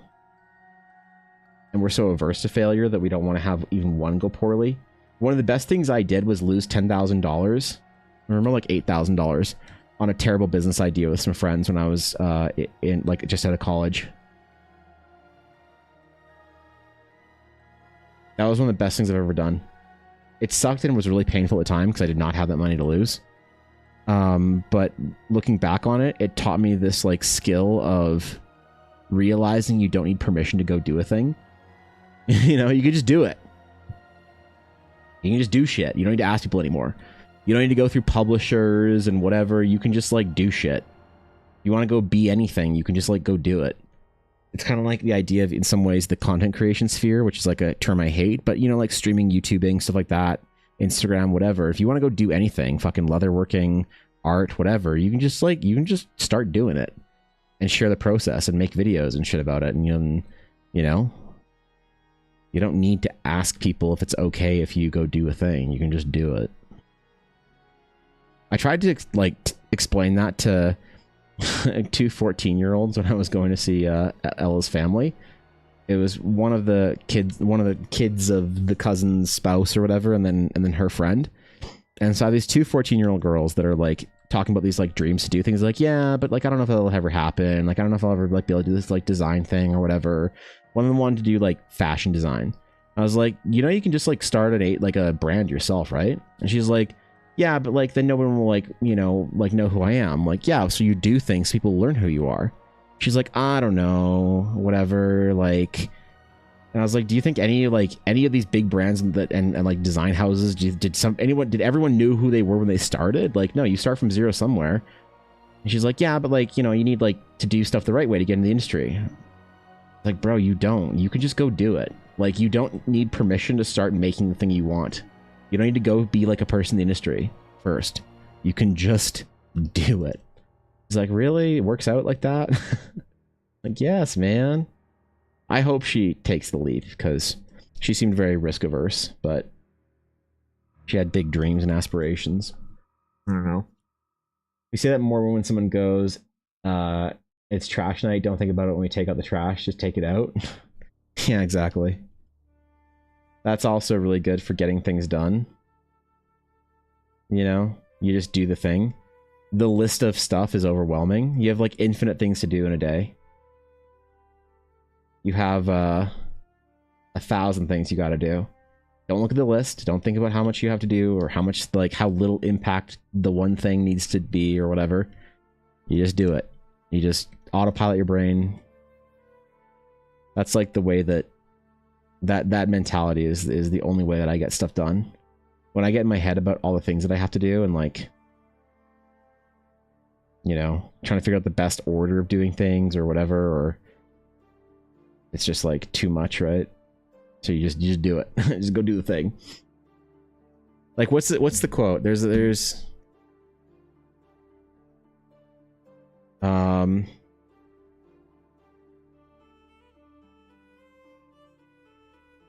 I was listening to a podcast at the gym a long time ago, and there's this podcast. I was watching one with two guys that I really like listening to talk about business and shit. I love this quote. Here's a list of things that are not doing a thing. Preparing to do the thing is not doing the thing. Scheduling time to do the thing is not doing the thing. Making a to-do list to do the thing is not doing the thing. Telling people you're going to do the thing is not doing the thing. Messaging friends who may or may not be doing the thing is not doing the thing. Writing a banger tweet about how you're going to do the thing is not doing the thing. Hating on yourself for not doing the thing is not doing the thing. Hating on other people who have done the thing is not doing the thing. Hating on the obstacles in the way of doing the thing is not doing the thing. Fantasizing about the adoration you'll receive once you do the thing isn't doing the thing. Reading about how to do the thing is not doing the thing. Reading about how other people did the thing is not doing the thing. Reading an essay isn't doing the thing. Reading this essay isn't doing the thing. The only thing that is doing the thing is doing the thing. The strangest loop, whatever that is. Go do the thing. I like that. It's true. It's true. Oh God, it cuts deep, doesn't it? It's unfortunately and barbarically true. Oh God. Oh no.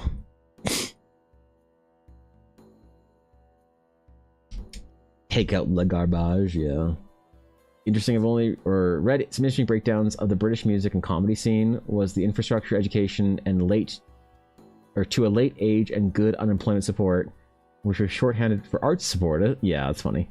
Was the biggest reason why a little island had such an output that's seen around the world.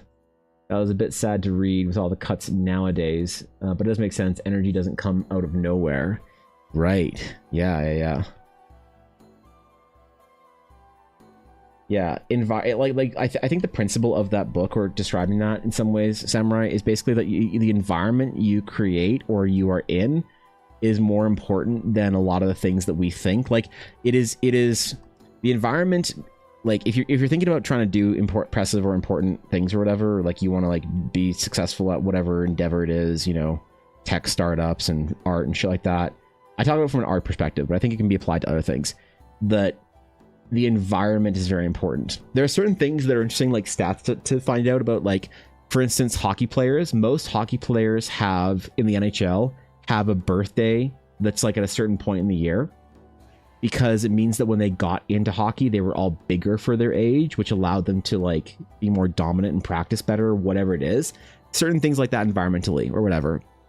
But it seems like a lot of things that you like kind of can't control in some ways.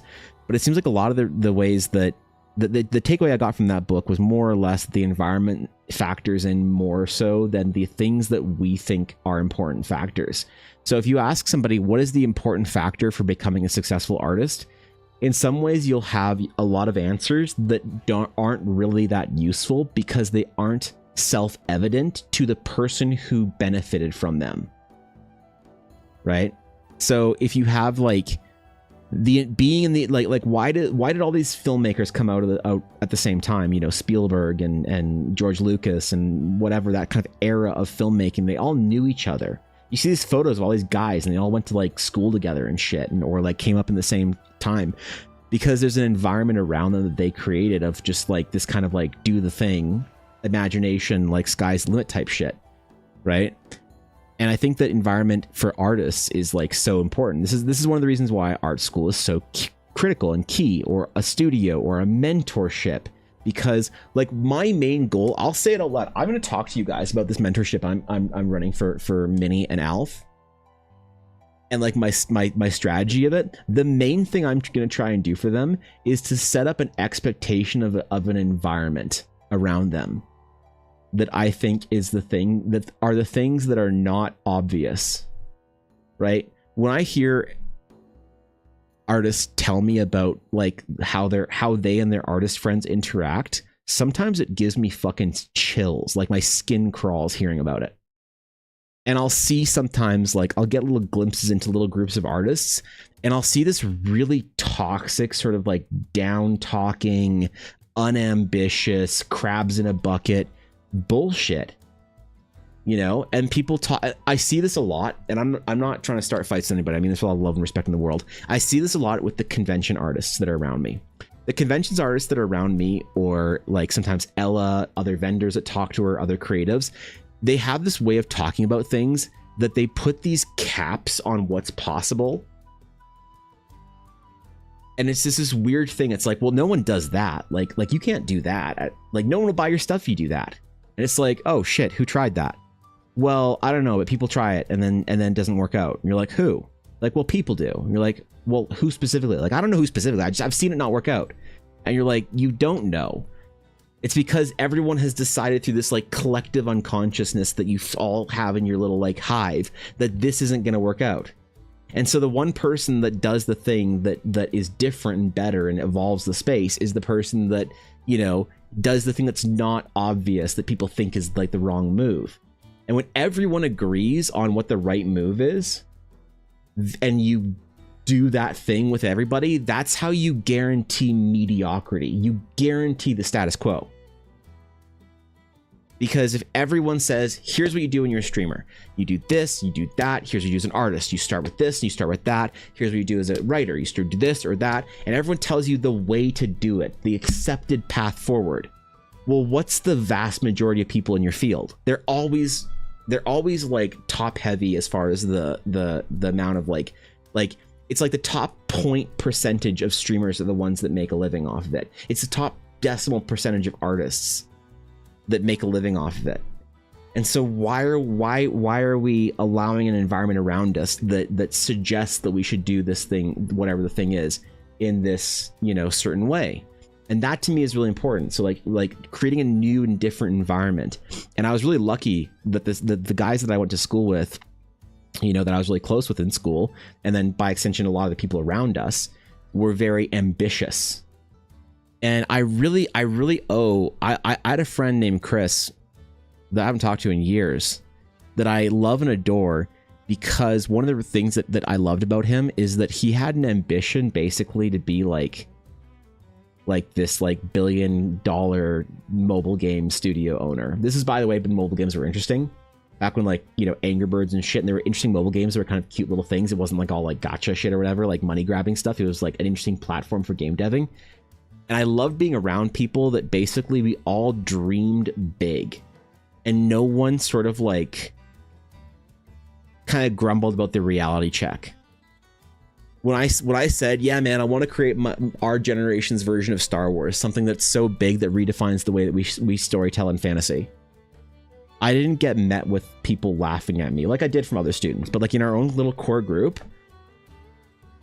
I got like, dude, that's going to be hard. Like, here's the challenge or whatever. But it was like, how are we doing this as opposed to like, is this even possible? And I think that's the most important thing for like creatives right now is to foster and to allow yourself into an environment of that kind of like thinking and not limiting yourself to this idea of what is simply possible because that's the status quo. It's the safe option. You know, if you start VTubing, this is what you have to do. If you start an art career, you have to go work here and do this thing. Or whatever.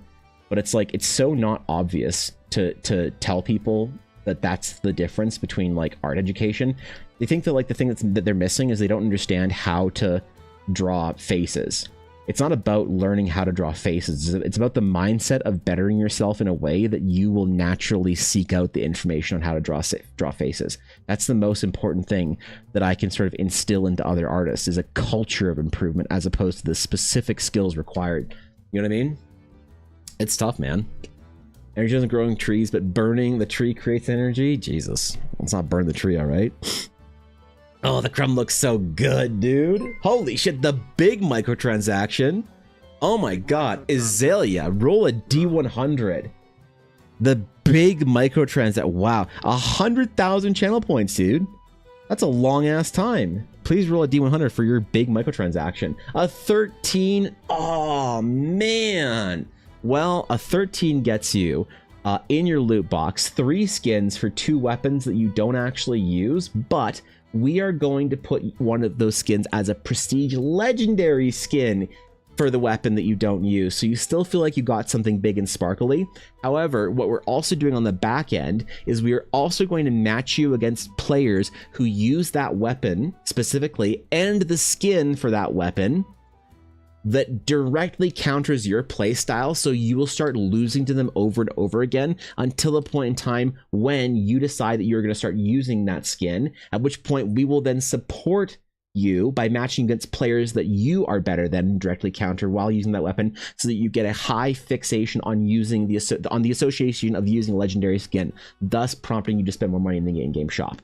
So that's the part we don't tell you about the loot box, but you know, here at Electronic Blur Arts, I tell you that specifically. So, yep, there you go. Now in matchup in-game lobbies, when you're not doing ranked, we're gonna put you in winners queue. Let's go, dude. Pay to win? Nuh-uh. Pay to winners queue? Absolutely. That's what we do here at Electronic Blur Arts. So congratulations. Sounds like I am about to use long swords then. There you go, man. Astral Knight's about to convert me. That's right. That's right. You're getting roasted by a few in a lobby, and you're gonna say, "Damn, I should do that." They make it look so easy. Wait, I have a legendary skin for one of those. And then the second you equip that shit, ooh, you're going straight to winner's queue. Ooh, you're going straight to winner's queue. Yep. Evan, come on, dude. Where do you make these hilarious stories up about winners and losers queues based on spending habits on in-game shops? You know that they would never do that in any sort of like large, commonly accepted MOBA.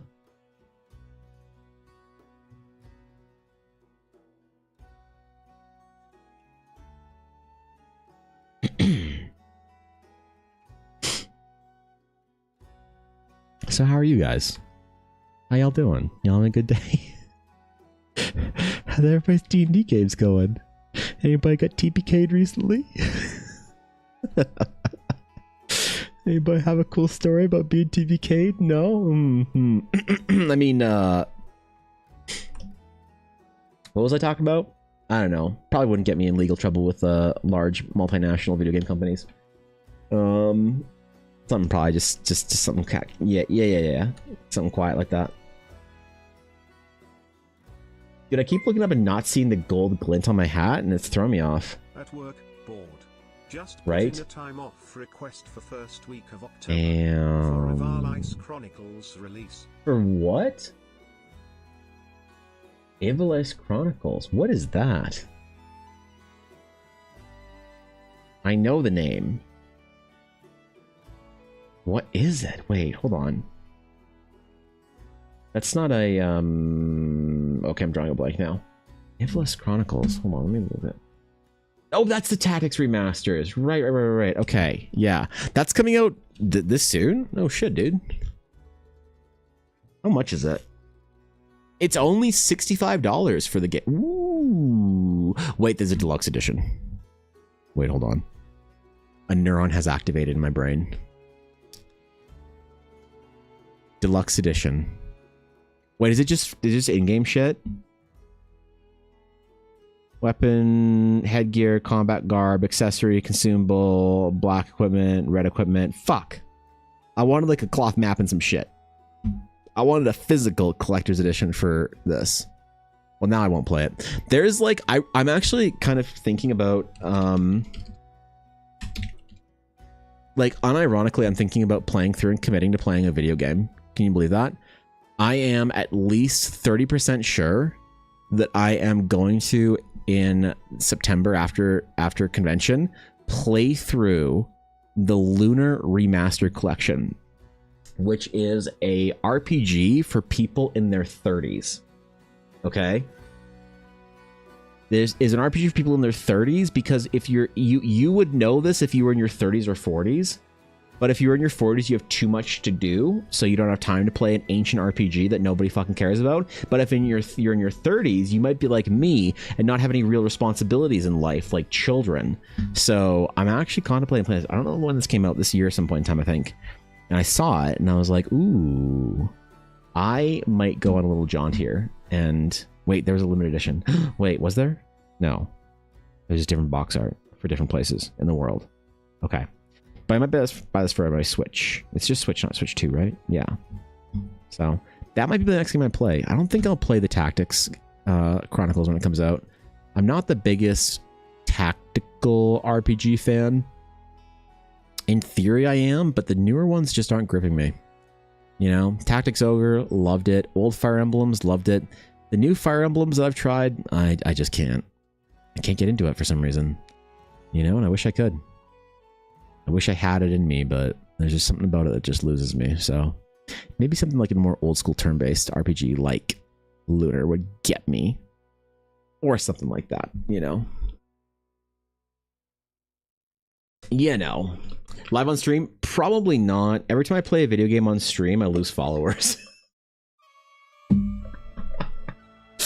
Yeah. Every time I play a game on stream, I lose followers that day, which is crazy, man.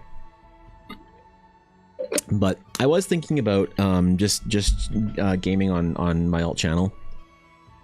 You know, I'm just chilling. I like streaming on the alt channel. It's fun. It's very chill and quiet and relaxed. And, you know, it's fun to just talk about the games while you're playing them and whatnot. There's no pressure of like, oh my god, did I have a good stream? Oh my god, what if people didn't like it and they won't watch my other stream because I'm not, you know, none of that shit. It's just chilling. Not that I have to worry about that too much because it's like, who the fuck am I? But it gets in the back of your mind sometimes. So I've been informed as to the amount of video games people want to watch me playing to them. I've taken the message, taken the hint. All right. So there's a non-zero chance that I play through Baldur's Gate 3 with Ella Blackwood. And you guys can watch us fucking bicker and argue over how to solve any challenge for a good 100 hours. You know? DLX's in-game stuff collection is merch. Yeah, right? Next game on my list is Expedition 33 Lost. Lots of cosplay potential in there. So I have heard phenomenal things about Expedition 33. However, the person who has said the most good things about Expedition 33 is my moderator, Thorkin. And Thorkin is French. And the Expedition 33 creators are French. So I think this is some Canadian francophone copium here.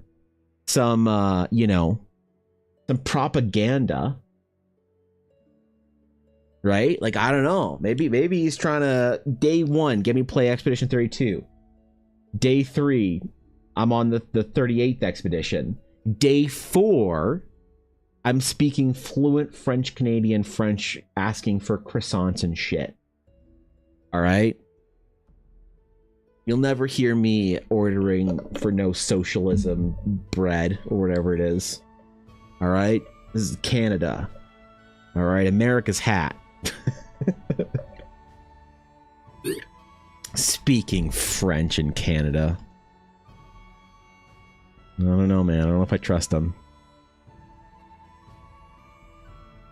Sometimes I'll get the mods will all be in the mod chat and Discord, and I'll get in and I'll hear like Cobalt or Guapo saying something in French, and then I'll switch over to English as soon as I get in there. And I'm like, wait, were you guys all speaking French in here? This is an English only stream, okay? I think he's turning the mods against me. He's turning the mods against me like Obi-Wan Kenobi turned Padme Amidala against Anakin. And I won't have it in my new empire.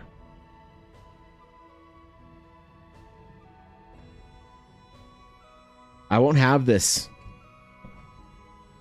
That's why, in order to preserve civility and the safety of the average individual, measures have been taken, and all French-speaking mods will be hunted down and defeated.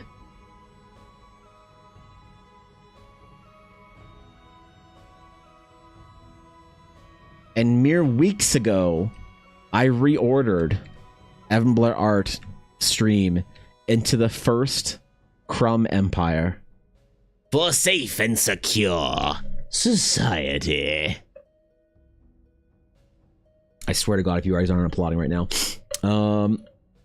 Loving Exertion 33, and I make fun of my French/USA dual citizen friend whenever I can. Good. Good. Excellent. That's what we like to see. Yep. Yeah, Tari gets it. Tari knows. That's some thunderous applause right there. The coffee slot for Twilight Elves of Ashasari has gone. Fire up the trading card printer and custom blackwood dice. Actually. Oh, God. Thank you for the support, Samurai. I appreciate it. Ooh, guys, we get to do some concept art for the Twilight Elves of Ashasari now. Sponsored by Secondhand Samurai. Okay, man. I have a lot that I want to do for this one. Samurai is going to be a deep project. We have to do everything. Like, Samurai, you ever looked at a fucking World of Warcraft art book with all the like houses and shit and all that kind of stuff? That's what I'm doing for the Azael for Sabine, and I think Sabine got the Azael, and for the Twilight Elves. You guys are gonna get some concept art. Okay, it's gonna be dope. Thank you so much for the support on coffee. I appreciate it, man. Thank you for contributing to the Realms of Eldara. You will forever be in the Hall of Fame as a deep supporter and apparently an elf lover. Okay, so do with that as you will. Also, check it out. I have this dumb idea. Okay, so check it out. I know nobody cares about this, but remember how I said one of the things you get is a 1-of-1 promo? Well, I have finally found easy to use my. So, I went and got these, and this is gonna be the way I do the promos. So, check this shit out. I need to get more of these cases, but here's how I'm doing the promos for 1-of-1 promos. I am going to do them in these dope slabs that I found at a game store, which are self-indulgent and dumb. If you're a card collector, you don't need this, but if you're doing something dumb like I'm doing, I'm gonna slab up the promos, okay? With like, I'm gonna make a little like certificate of authenticity thing and put it in the top of it where you'd put like the grade of a card. And this is what you guys are gonna be getting, okay? This is what you guys are gonna be getting. It's something that looks sort of like this. So it's gonna have in the top here what the card is and what it's for. This is just an example of the promo, or a different promo. And so this is what I want to do for 1-of-1 promos. They're unique things that are like part of like you guys supporting projects. This is how I want to handle them. The only thing I want to do that I can't figure out how to do is I want to, whenever you buy like a expensive card from here, I'll show you. Whenever you buy an expensive card from a trading card company,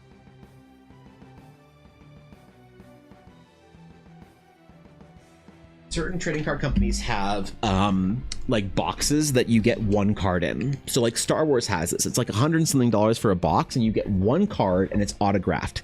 And so you might get someone crazy, or you might get someone from like a small TV show, but you get it, and this is what it looks like. It comes in a big hard, like, you know, like whatever one touch case, magnetically sealed, that you can get for your own whatever means, but it has a sticker on top that says Star Wars Signature Series that keeps it sealed. So it's kind of in one part just a thing that keeps it tightly shut, but it's also sort of like a bit of an authenticity, like, you know, non-tamper thing. So I want to find and get like an Eldara sticker that I can put over top of these cases to seal them shut, to keep them shut, for one, because there's magnets on top and then clips on the bottom, but also to have a little bit more of that like kind of sealed whatever Eldara nonsense thing. So this is I was looking for a use case for these cases, and the current use case was I made a couple of one-of-one promos for Ella, right? You guys will notice that the current promo is number 7, and you've seen like 3, 4, something like that. Bruh, I was already excited. I know, dude. I'm really excited for the promo for that, by the way. But like now, I am even more excited with that badass case. I'm glad you're excited, Azalea, because all this dumb nonsense for promos and trading card stuff feels stupid to be excited for on my end. So I'm glad that you're also excited for this. So I don't feel so dumb now. I mean, I still feel dumb for it because whatever, but yeah. But this is the way I want to do it, because I use this for one-of-one promos for Ella, for things that I did for her, like special, like, you know, promo number 1 is something for Ella that I made specifically. But yeah, I decided that I'm going to do for any one-of-one promos that I do for people, because I'm probably going to use the art that I do for your promo as another promo series for people to like get art of the cool thing, right? So it's going to be like promo number 10 might be a one-of-one for, like, you know, Sabine or whatever, of some piece for the Azale that I want to make into the promo, and then promo number 11 might be the same promo but as a print of 50 series or whatever that I can use for Patreon or something like that month, because so people can get the art. That's kind of the point, is that people can like sponsor a thing that happens that everyone can enjoy. That's the whole point. But for the one-of-one version, the special one that's for the person like on their own, I always make a 0-of-1 version that's a test print for me, so I always have a copy of everything, but it's not an official like version of it. But the one-of-ones, any one-on-one promo I'm going to do in this type of thing. And so it's got a little like you can add in your little sticker or whatever and write, there's a little like place for you to write your thingy on here of what it is, and, you know, all that kind of shit, and just fits in like this. I'm going to make a little card thingy for all the Eldar promos for one-of-ones, talking about what it is and when it was did. So thank you, Samurai. I'm honored. Seriously, that means a lot. Thanks for the support, man. I hope I can do a good job and make the Twilight Elves bring Twilight to all the Elvari players of their own Zoldara. Thanks, man. Thank you, guys. I'm probably gonna start a lot of the sponsorship stuff. Like I said, that was a September project for me. It's probably gonna be at the back half of September I start these, because the adventure needs to be prioritized. I was hoping to have the adventure done by August, like late August, so I could have print, you know, thingies done in time for the con, but, you know, I'm not dwelling on it too much. It'll be done when it's done. I'm not rushing anything, and I want this to be good, so. It's cool you think so, Greg? I hope it's not dumb and lame. Oh, God. I have to get my boyfriend to have, to 3D print a fancy slab holder. Dude, like a little frame? Oh shit.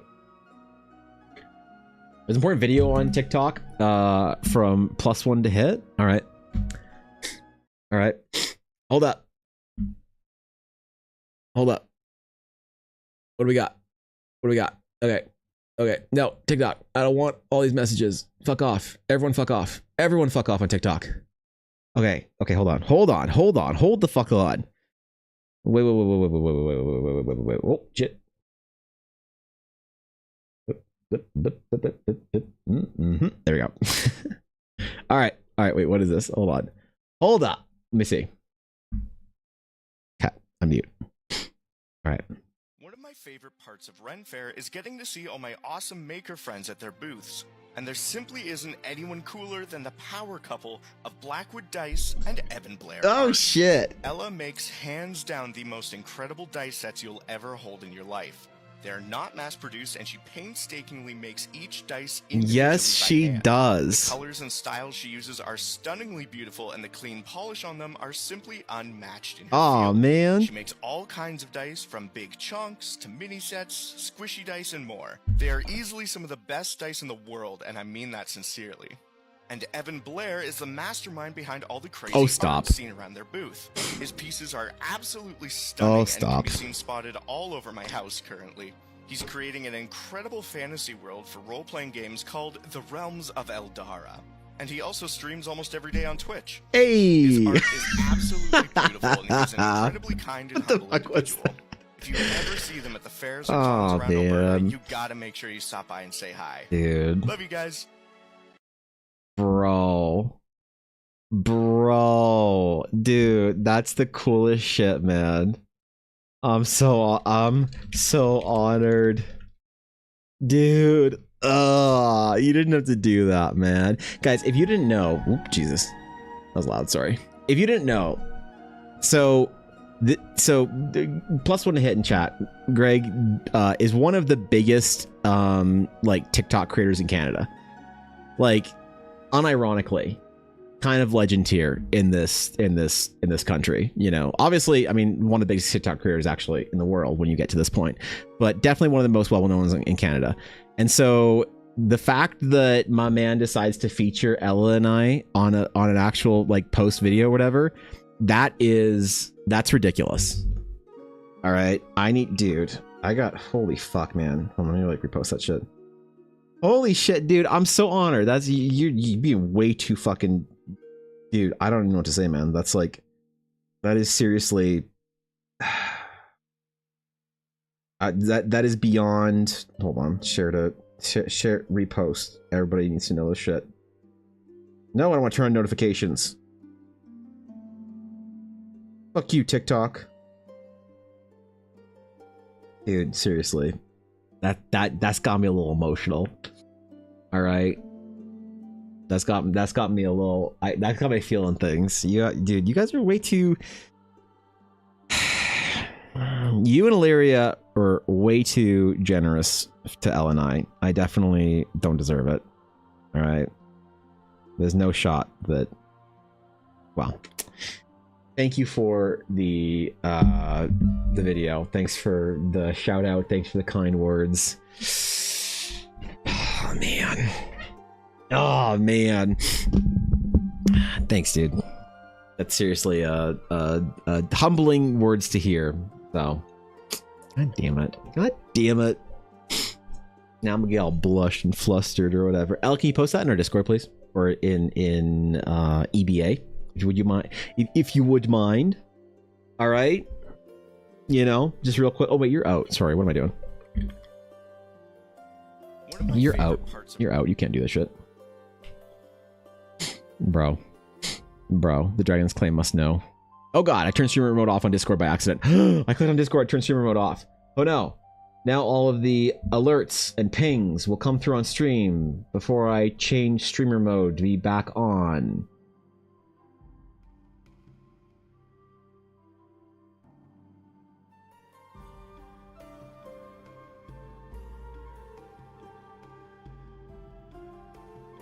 What? Why isn't it turning back on? Wait, what?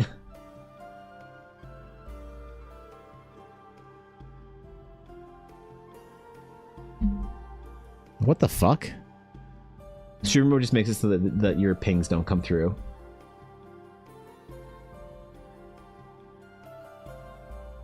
What?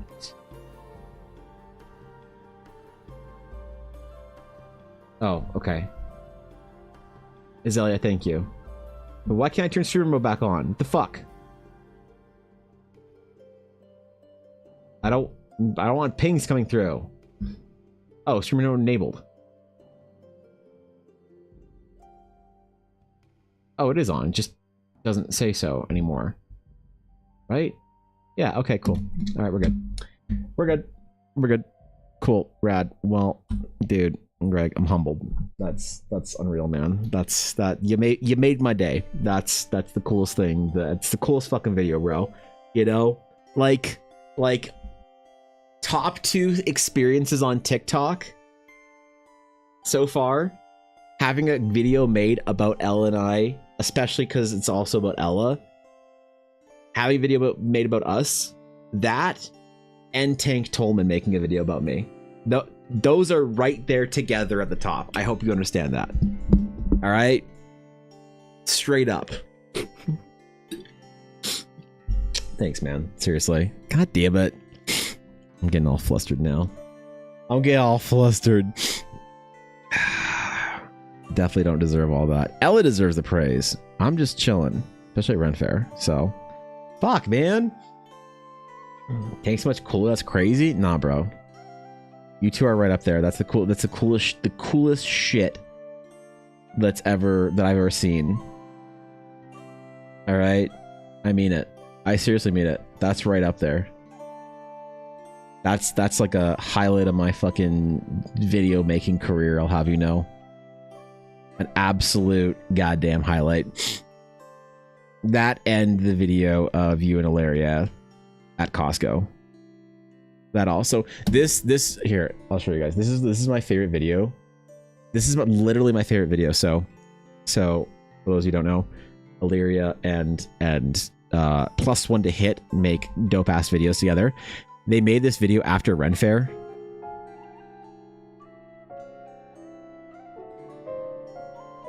I don't know why. I watched this like 4 times in a row and could not stop fucking laughing. Like, this even beat out. I did not just give several swift exhales through the nose. I even let out an audible a hearty or maybe 3. That's serious, man. That's serious, I'm telling you. No, they make great videos. That's just one that I find particularly amusing. So, fuck, man. I don't know what to say. I don't know how I can repay such kindness on TikTok, considering I'm just a fucking peepo nobody. So, when eventually leads to your card getting declined. Oh no. Oh no. You got declined on the Avion because you spent too much on armor upgrades? Dude, that's tragic. That's rough. That's rough. Mm-hmm. You videos are hilarious. What are you talking about? Did you guys make any videos at Strathmore together? Did you do the one of you fighting the fucking sun because you got more burnt than anyone else has ever been burnt? Or were you too busy chilling? Which is fair too. No? Alright, fair enough. It was a busy year, man. You were out doing everything. Talking to wizards and ravens and paladins and shit all weekend. Holy. I really wish I could have gone for the Sunday as well. Apparently it was like really dope. Apparently it was really dope. Which I would have had fun with. God damn it. That's such a good video, man. I'm emotional.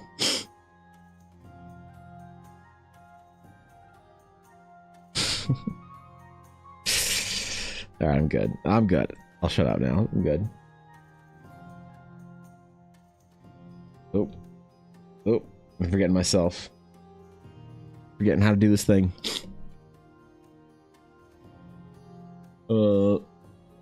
When you can't buy health and mana potions because you spend all your gold on mimic eats? What? Now is that like food for your mimic, or is that like mimic themed breakfast cereal? Because like, if you're trying to feed a mimic, that's wild that you don't just feed it like in other adventures and shit, dude. You could feed your mimic for like for free.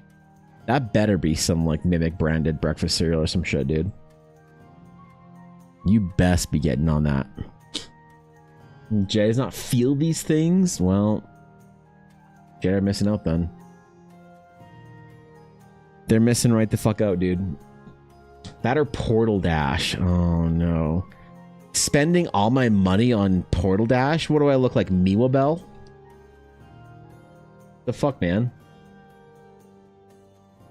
That gold's for adventuring, okay?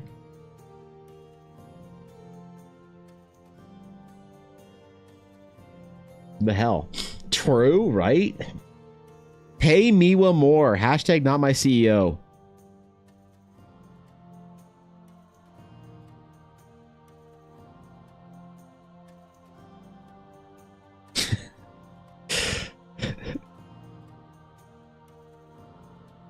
First, they don't pay her enough, and they send her back to Singapore. Oh, she can't. You order too much food in North America. The fuck, man. There's a White Claw budget. Actually, though, right?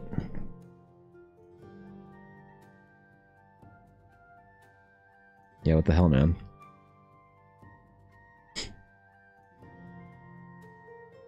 Yeah, whose fault is that, man? I gotta have a word with her manager. Oh, wait.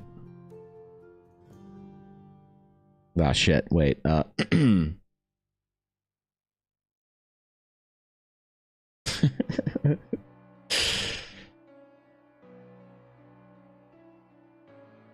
need to stop paying Miwa in Uma Musume spins. Fucking banners or whatever, alright? Come on, man. Uh-oh! Shit. Don't tell Stim.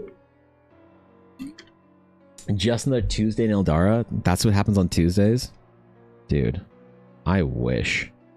I wish Tuesday in Eldara was that cool. Tuesday in Eldara, this is a Tuesday for the ages, man. It's so fucking cool, bro.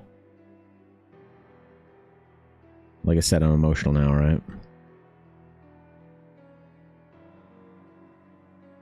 Ah, gotta focus up. Okay.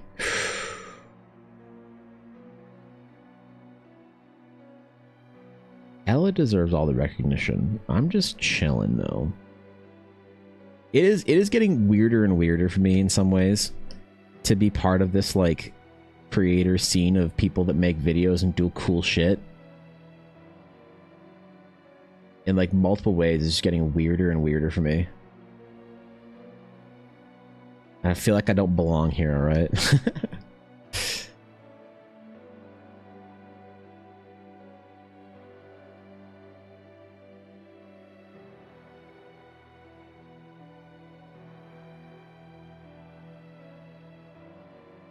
Yeah, that works. Why not? It's kind of vaguely Astral Knighty. Vaguely Astral Knighty, anyway.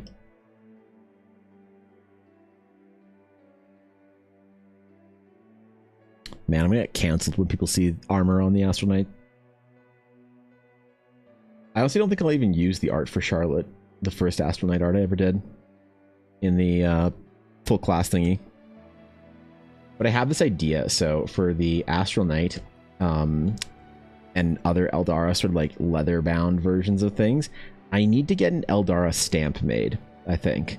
I need to figure out how and where to get a leather-working stamp made.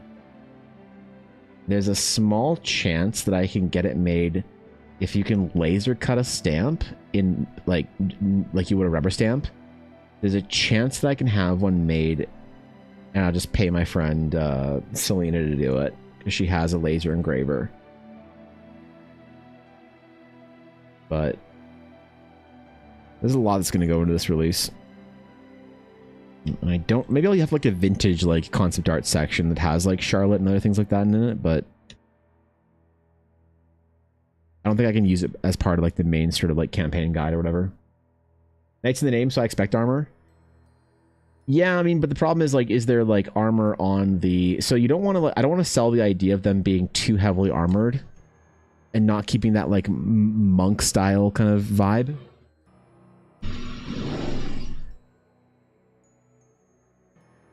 And I'm always reluctant to add things to the design, but I don't think the breastplate takes away from anything as an option for players. I think I'm willing to do that. Anything more than that, and it's definitely too much, but I'm willing to add that in as an option for players, so...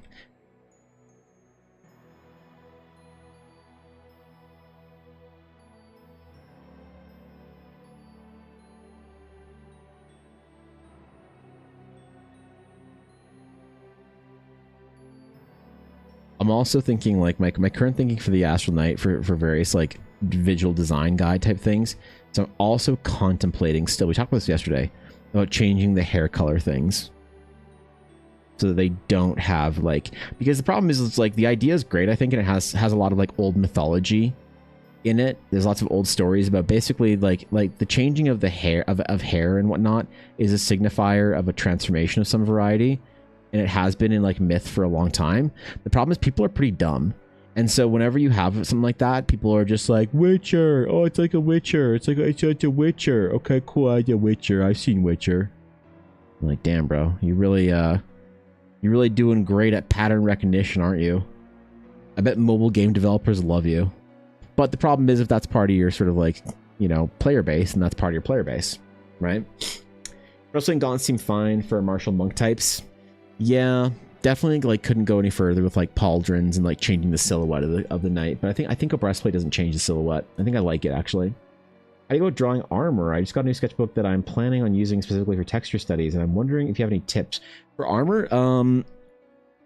A lot of study, honestly, Vicky. A lot of historical study. So it's real boring, but go to museums and draw armor. Be honest.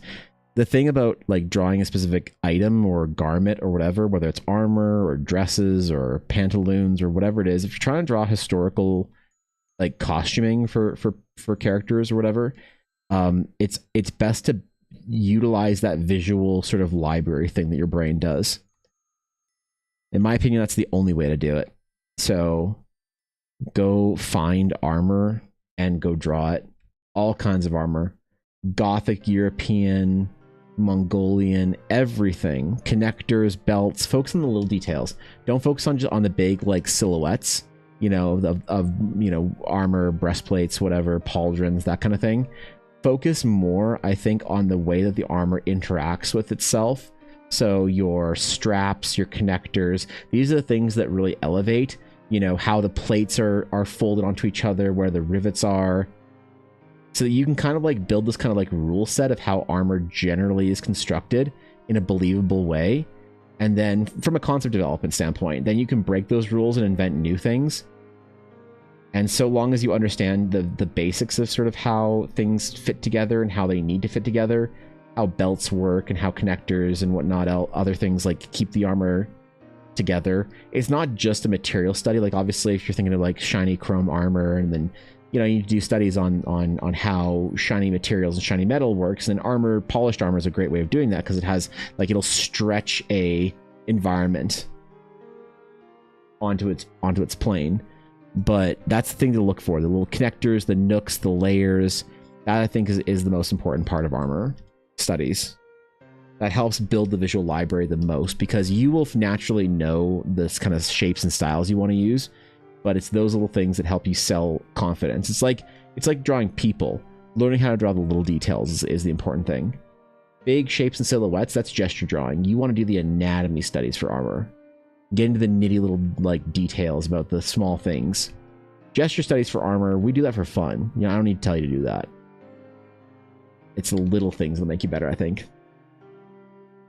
From a concept standpoint, if you're trying to like be able to learn to draw armor to the point where you can like draw your own imaginary pieces of armor. If you're just looking for texture studies though, well, I guess, you know, I took the question as how to make texture studies more interesting like that, and drawing your own sets. Regardless, it's always going to look at physical pieces. Whether we like it or not, that's the way it always ends. You know, one of those, like we were talking about art, like artist culture, like how to create a good culture among artists. One of those things that's not self-evident to a lot of artists is how much time do you spend at museums and looking at like sort of like studying things. You know, one of the coolest things that I ever sort of like stumbled upon when I was looking for like insights on how to like be a great artist when I was at BlizzCon one year, and the art director for Legion, just after Legion came out, he actually invited me and Ella to come see the World of Warcraft team studio. And I had a friend that worked at Blizzard at the time, still does. Now he works in the WoW team. At the time he worked on Battle.net, and he was like, "Oh shit, can I come for that tour? I haven't been inside of the WoW studio." And so it was really fun for him because he had never been there, and I was like having a ball. And one of the coolest things that I saw was I was like, what are all these like kind of like old like turn of the century like drawings? And he's like, oh, a bunch of artists go to Disneyland every weekend. And I was like, what? Like, yeah, they go to Disneyland. They just draw like archways and like, you know, cars and like costumes. They just like life draw from that. Sometimes they go to museums. Sometimes they go to Disneyland. Sometimes they do whatever. They've been doing a lot of Disney recently to like do different like lands or whatever it was, or different areas, like the architecture studies for whatever they were doing, for some secret shit that he couldn't tell me about. But you know, the idea of going out into the world and doing observational drawing, it's one of those things that if you ask like an artist that comes up in their own like circle and doesn't like really like is truly self-taught the whole way through, they don't like necessarily always like say that that's very crucial or important, because they never were part of a culture that went and did that. But it's like so powerful, you know, even though we're sitting here in our own little like, you know, basements or bedrooms or whatever, just grinding away on our art all on our own lonesome. It's one of those important things to like do cultural wise as an artist, is to go out into the world and go find a museum. Everybody has a museum with like great suits of armor near them. If you live in near a big city within a couple of hour drive, you have some amazing armor to go look at. Costuming, dresses, period outfits, whatever it is. You can find some pretty substantial references in there. I think it's critical, but who knows, man? You know, who am I to say what is the way to do that? I am but a peepo little art student stumbling my way through the world. Astral with the astral steel breastplates, elbow kneecaps, yeah, the whole thing. Only one gauntlet, right. Just going to Microsoft campus. The building I was in had these full kitchen table size dioramas of battlefields and stuff for Halo. That's cool, dude. Life-size Master Chief statue. Yeah, I mean, I love that about that's one of the things about like, so super unpopular take a couple of years ago. I think it's like less of an unpopular take now. The importance of being in like ass in seat physically in your studio, because during COVID and lockdown, everyone basically migrated to the remote thing, right? And then there was this big thing when the companies demanded people start coming back into office, where everyone was like, oh my god, this is the worst thing ever. I can't believe my oppressive company is asking me to come back to work in physical person, whatever. Oh god, what an awful thing. And like, it was pretty bad in some cases. But a lot of it for the creative side of things for studios, I absolutely think that being there in person, being in an environment that fosters creativity, is super like good for you. And if I had an art team at a game studio, I would 100% have them be in person. 100%. The old Hearthstone art director who now works at Dreamhaven talked about this on a podcast that I watched from Rook. Fuck, what was it called? Something Rook Publications or whatever. Really cool people over there. Rookery Publications? I don't remember. And he was talking about the challenge of artists that are off in their own space doing their own thing, like not part of the studio, like physical in-person thing. And that they had a lot of challenges with those artists. He didn't even consider being off on your own as sort of a self-employed artist as like even an option. It was very interesting. So I think the value of being part of that crew, being somewhere where you're inspired, walking into your, you know, Microsoft campus with like Master Chief standing there and art on the walls and the great works of old. I think that's important. I think it's really useful. And how do you create that for yourself? How do you create a studio environment, a serious studio environment for yourself at home? If you're a freelancer and you're just doing your own thing, I've almost never met a very successful freelancer that I thought was like hitting the highest of their potential that doesn't have a really dope home office, you know, that really inspires them. That's why art books are such an important investment for me. Sometimes when I'm working, I'll just grab an art book and go over to that desk and sit and study it for a little while to just jog the brain a little bit. It's very useful. Again, very unpopular take. A lot of people were like really mad at the idea of like, oh my god, how dare you make us come back into office? And like, fair enough. But for artists, I think it's actually, and creatives in general, I think it's really necessary. Maybe I can make a case for everybody, but if you have the right kind of environment, studio space, if you're just like, the choice is to do your accounting work from the comfort of your home versus like a cubicle, I totally get it. But if you work at like a video game company and you have a really great studio campus kind of experience thing, totally think it's important, you know, or at least not, if not important, at least useful. There's benefit for it. We can't just say that it's completely a meaningless endeavor.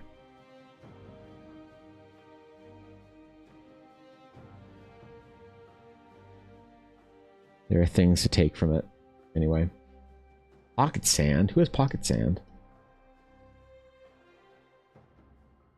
What is pocket sand? Is this like a dirt under your pillow for the dirt man reference?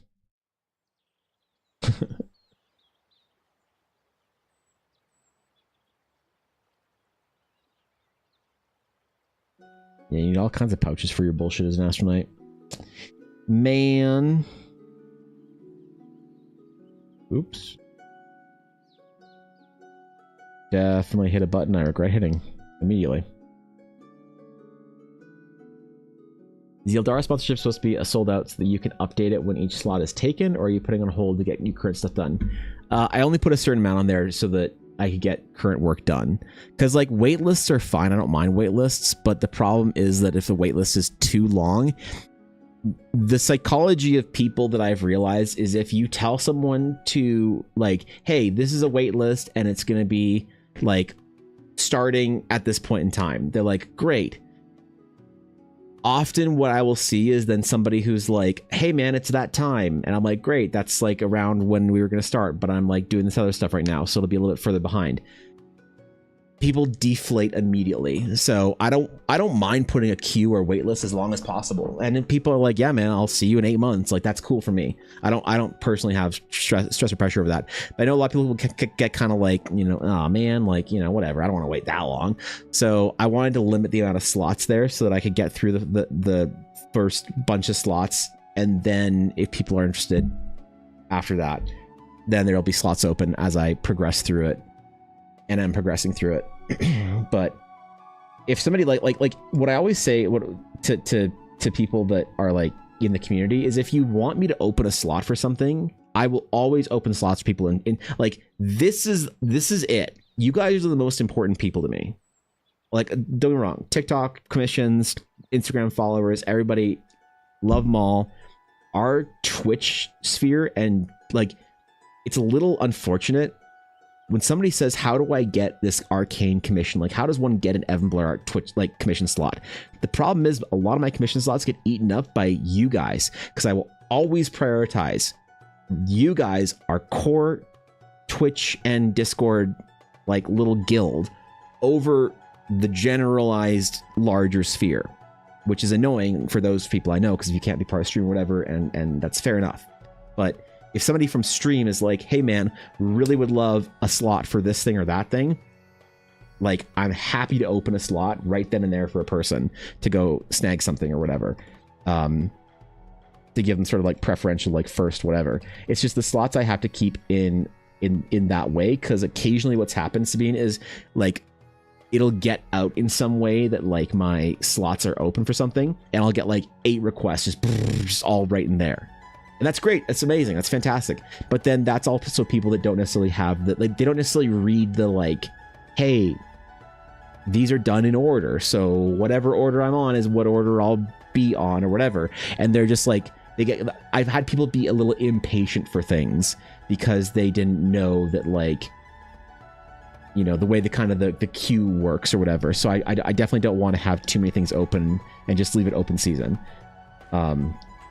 But that's the only reason that like it's ever closed or whatever. It's just so I can kind of get stuff done, and then I can add in, reopen stuff, and then if people are wanting to support something or get something done or a design or whatever, then they can go grab it, and it's all good. That's the main reason.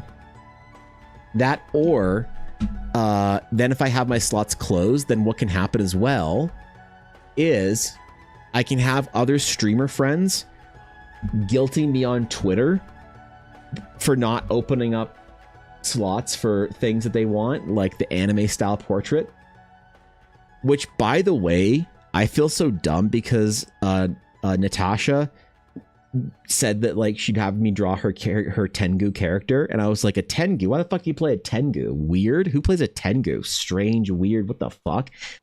And then I'm like, I never see Natasha on Twitter, only over on like TikTok or whatever. Then I see Natasha Tengu English VTuber, and I'm like, Tengu English VTuber? What the fuck? Wait. And then it occurs to me, I'm like, oh my god, she's a fucking Tengu. That's what the black wings and everything is. Like the gears just like, the rust just had to come off them. The brain cell activated, the neuron fired, and I finally made that association. God, I hope she never sees this. I get that. I just want to make sure if you have it open or closed based on your original intent, that's successful in order to for me to keep watching. Yeah, there's too much demand. I mean, there's too much demand for me. All right, I just have to tell people over and over again that cry out, Evan, can you do this commission for me? And I just have to tell them I would love to, but unfortunately, there's one crucial issue, an impasse here for me doing this project for you. I'm just too successful, and you can't afford me. And they're like, dang it. Oh, man. They cry out that the truth hurts. It's really the way it is. It sucks, man, so. Sucks, man. Okay, sorry. I'm missing Chad. What's up, Silesian? Welcome back. Went to school for concept and illustration work during lockdown and hated working from home. Currently working at an office as a graphic designer, and I love these environment separation. Yeah, I've thought about trying to get a studio somewhere at some point in time. Environment separation is very important because, like, especially if you're working for yourself, like, I can choose to work any hour of the day that I want. That's my choice because I work for myself. I can choose any of the 14 hours, like any of the 24 hours, I can pick my 14-hour work day and choose those hours however I want. You know, it's always the meme from like the studio dudes or dudes in the industry that are like, oh man, as a freelancer, you can do whatever you want. It's just so good. You can take your lunch whenever you want. There's no on a schedule or whatever. And it's like, bro, I work double the hours that you do for the same pay. You know, I can choose my hours, and sure, if I really want to take a day off, I can just say fuck it. But at the same time, the workload is and stress. There's always more you can do, right? Like at the end of the day, I can never, like, the separation from the environment does suck because I could always at the end of the day say I'm gonna go take a commission or whatever, or work on this or that, or do this project, or make up another print for my print store, or make another bookmark design for conventions and go print those off or whatever. There's always work to be done, and there's never a break that's a hard enforced break. And a separation of environment, super good for that. You know, if you can like say, I am done working at this point in time, I've done my project I want to today, and I'm gonna go home now. You know, when I sit down at this desk, I have a really hard time playing video games. So I'll look over on the other screen, I'll see Photoshop or whatever, or something, or Discord DMs or pings or whatever, and I'm like, shit. I should be doing something more, you know, substantial or whatever. So yeah, that's a great thing to have, is the separation. And, you know, any of your environment like that, it's really hard to do on your own. Beautiful side effect of working for a studio that people, I think, don't appreciate, you know? So it's good that you're like bringing that point up because it's important, I think.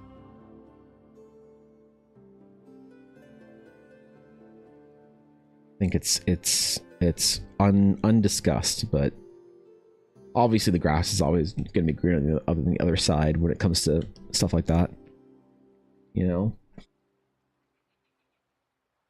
Right? I try and remember that. Like, I've done the studio thing, the graphic design studio thing. I've done the graphic design studio and freelance thing. Before I started streaming and doing art full time and building my world, graphic design is where I made my career through my 20s. And I just couldn't stand it anymore.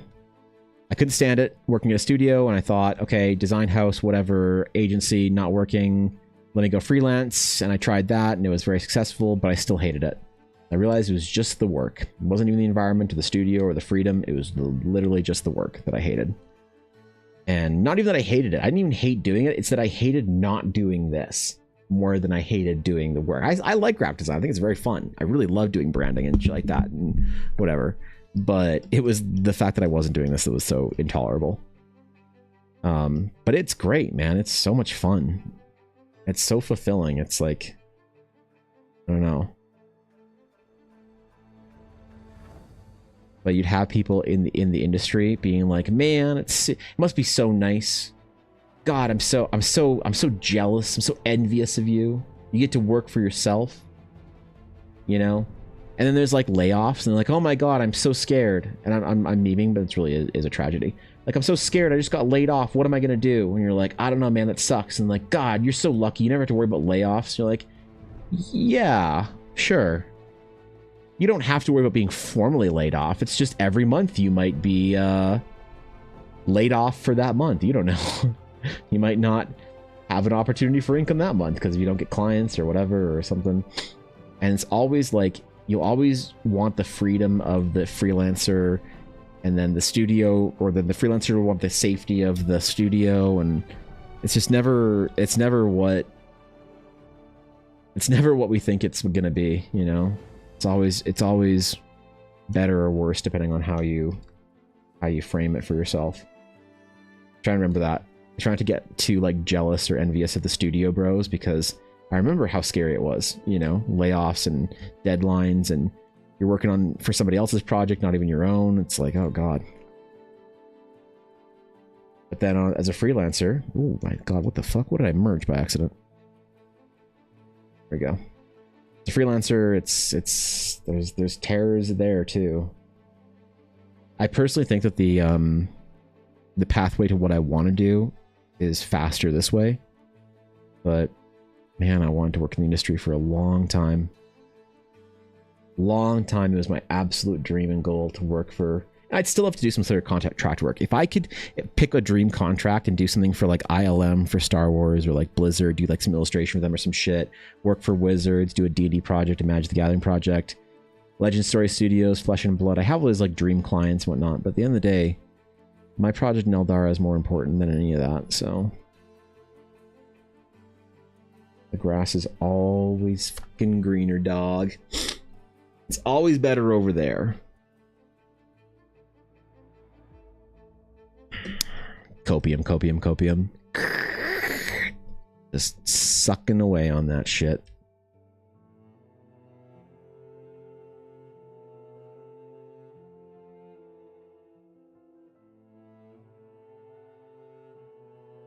Maybe I'll give it all up. Go take a job working for the Age of Empires studio in Vancouver with my friend Alan. He builds walls and shit. Maybe I'll build walls with him. Wait, I can't 3D model. Never mind. Ah, shit. There was that plan.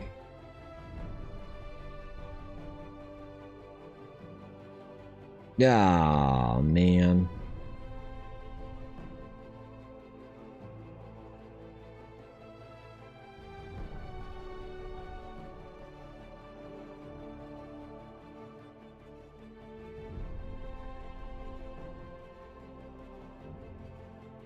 Okay, now we can stack a little bit of extra unneeded information down here. Maybe some detailing in there. True, right? Dude, the urge to just build walls in Age of Empires and dig holes in Minecraft. They don't understand it.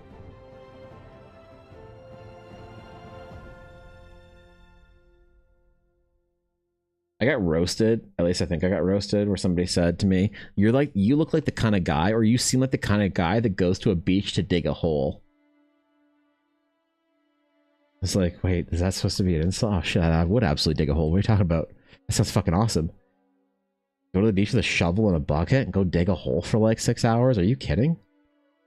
Bro, see how deep of a hole you can get? What the fuck? Am I supposed to be offended?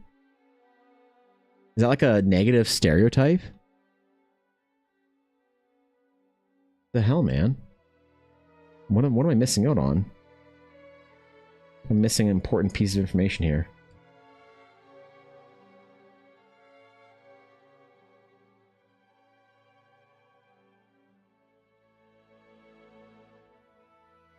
Is this like a bad thing?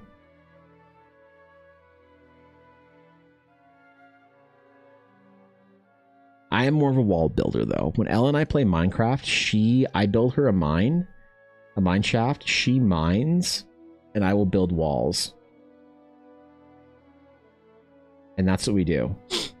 She digs that hole, I'll build the wall.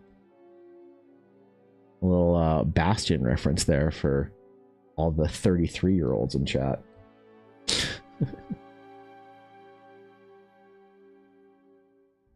I'm absolutely the wall builder, and she is 100% the hole digger. And we do it. And you know what? We build an awesome base. I don't care what they say.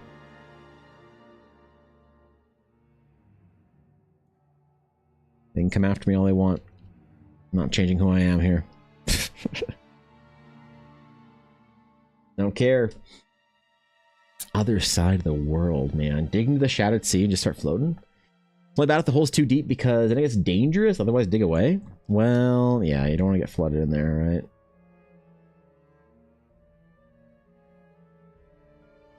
Yep. Not that we have any beaches where I live. Dude, you know they have beaches in Canada? I didn't know they had beaches in Canada. I went to Saskatchewan last month. This month, I guess. It's still August, isn't it? Sat on the beach? Bro. A sandy beach? Hot as shit out, sun? I felt like I was like looking out of the ocean, man. I'm like, we can afford this in Canada? The hell? According to who, man? That was great, dude. You know? Very similar feelings. There's creativity in my work, but it's not for me and not for arts. It's just a slog. Yeah, I feel that. Yeah, creativity without sort of like meaning or purpose in some ways is very draining. Now, if you do get to like sort of indulge and enjoy the safeties of, because like I also have a friend who works for a very big company, and he pursues like creative endeavors, and he like makes little video games and shit in his own free time. And the question was posed to him one night in a Discord call whilst playing World of Warcraft with the boys, and someone else said, "Man, are you gonna go off on your own like Evan and go do your own thing?"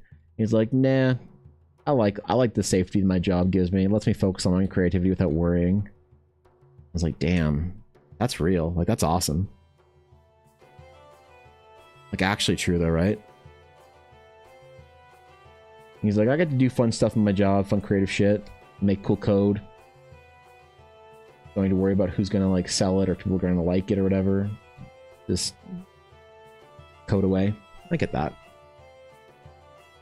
Got a lot of nice beaches here in Canada. I didn't realize we had any in fucking Saskatchewan, dude. I had no idea we had nice beaches in Saskatchewan.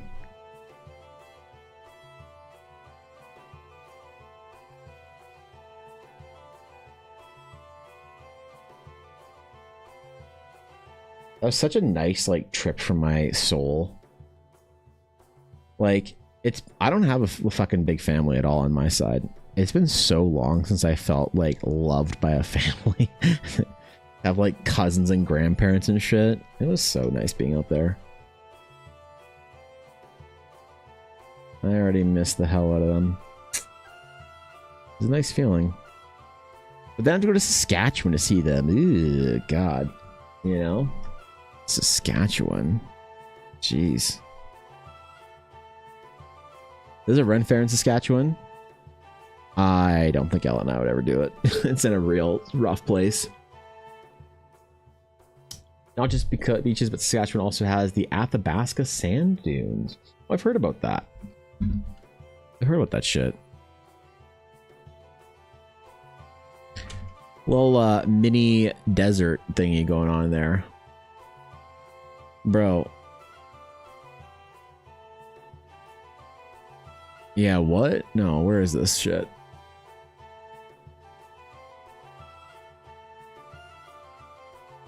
It's like a provincial park. There's like a small little area by a lake.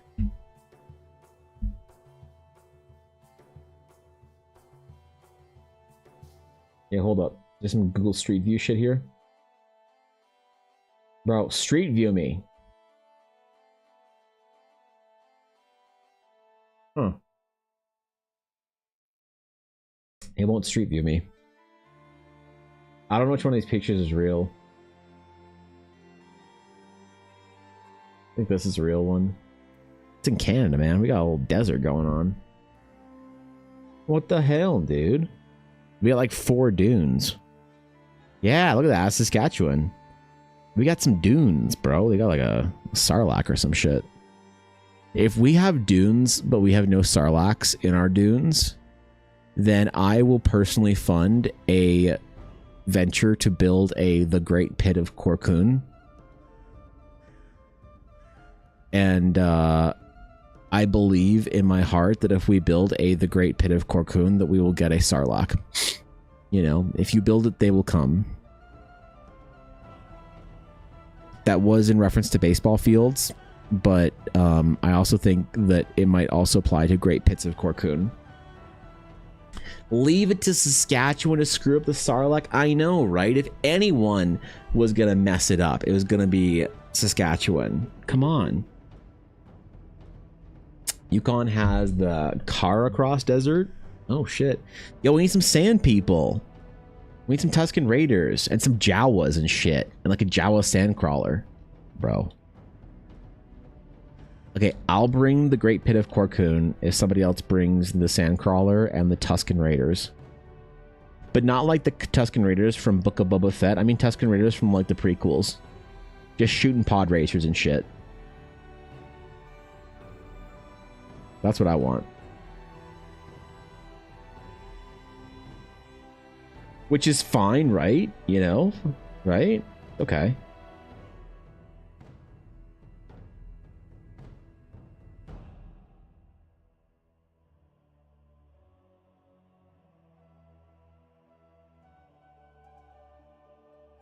Maybe we can construct a mini the Bunta Eve.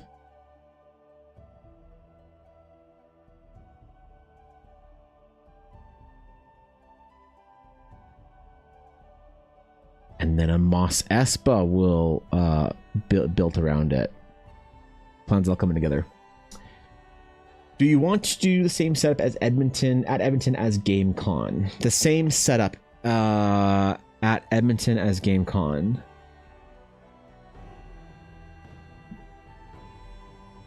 What? Why wouldn't we? That was the same setup we did at last Edmonton Expo. That was the same setup we did at GameCon. I thought we were good on it. Why would we change it, I guess is the question. Dragon Cubes. Oh, okay. Oh, you mean for my table. Oh, I see. I read that as do we, not do you. Okay. Yeah, I want to do the same setup. Exact same thing. I want to probably have more room for bookmarks and shit. But I'll figure that out. The base space was great. I really liked it. I don't want to have a big table of stuff around me just yet. I'll put my banner up, and then from my banner, if I have any extra prints that I wanted to hang, I could do that too. Like if in the future I decide to do some 24x36 style prints, then I could do that. So that'd be cool. I could hang them from the banner in the back. I know it's gonna be a little bit tight with people like other artists in Artist Alley, but I feel like lots of people had battle or banners up like that. And honestly, if people don't want to get like have a hard time getting past me, like other vendors, fuck them. Complain to Edmonton, not me. You know, I'd rather have a backdrop that's my banner than no backdrop. And then have like whatever. It also would stop other vendors from encroaching into my space, which happened a lot, which was really annoying at last event. So yeah, the battle map prints. 24x36. Yes, there's a printer that I want to get, and I'm trying to figure out if it's a dumb idea. So it would be a roller fed paper printer, which would do pretty big prints. They do my size of print as well as 24x36. The only issue is 24x36 prints are going to be like not posters, but like fine art prints. So they're going to be like $100. I don't know if anyone would actually care about having a larger version of one of the prints that I have in that format. So, bet how much? Shut up and take my money. So that's so thank you for 100 bits, Zalia. So battle maps for the adventure, I could then print as well, and I wouldn't have to print them on this fancy paper. I could get a roll of like kind of more like standard poster paper, whereby I could print battle maps for Horizon. So I could actually have a proper battle map for each zone that's a physical printed one that you can slap down on your table. So I'm contemplating getting the printer for that as well. But the thing is, the printer is about $2,000.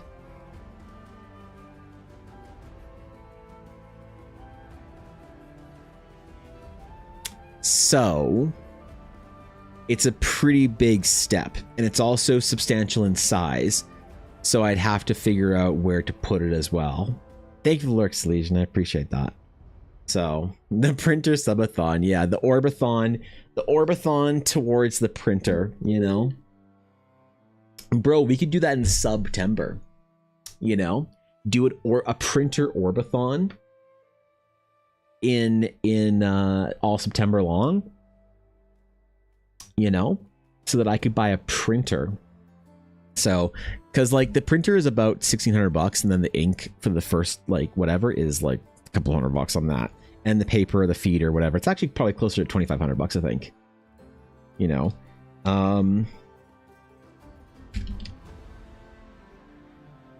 but the one that I think I'd be looking at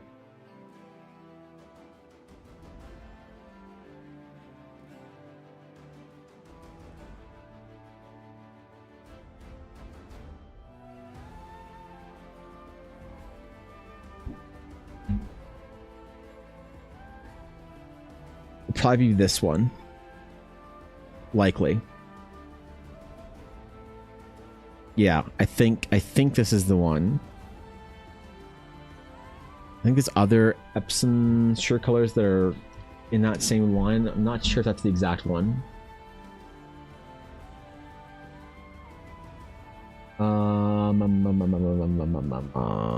It might be.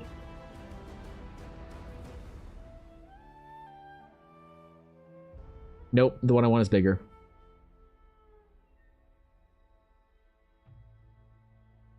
Hold on.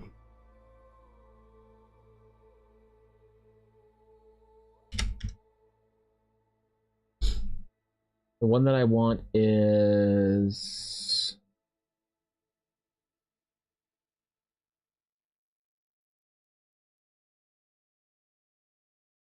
bigger, more expensive.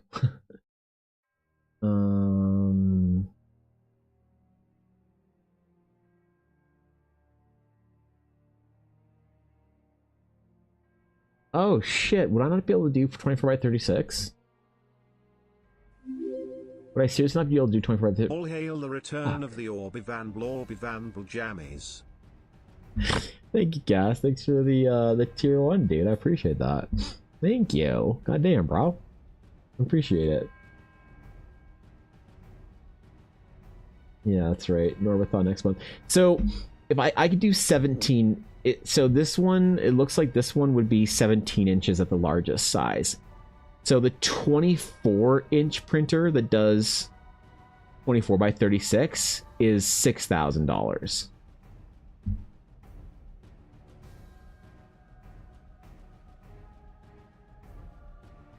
Fuck. So it would let me print up to 17 inches wide.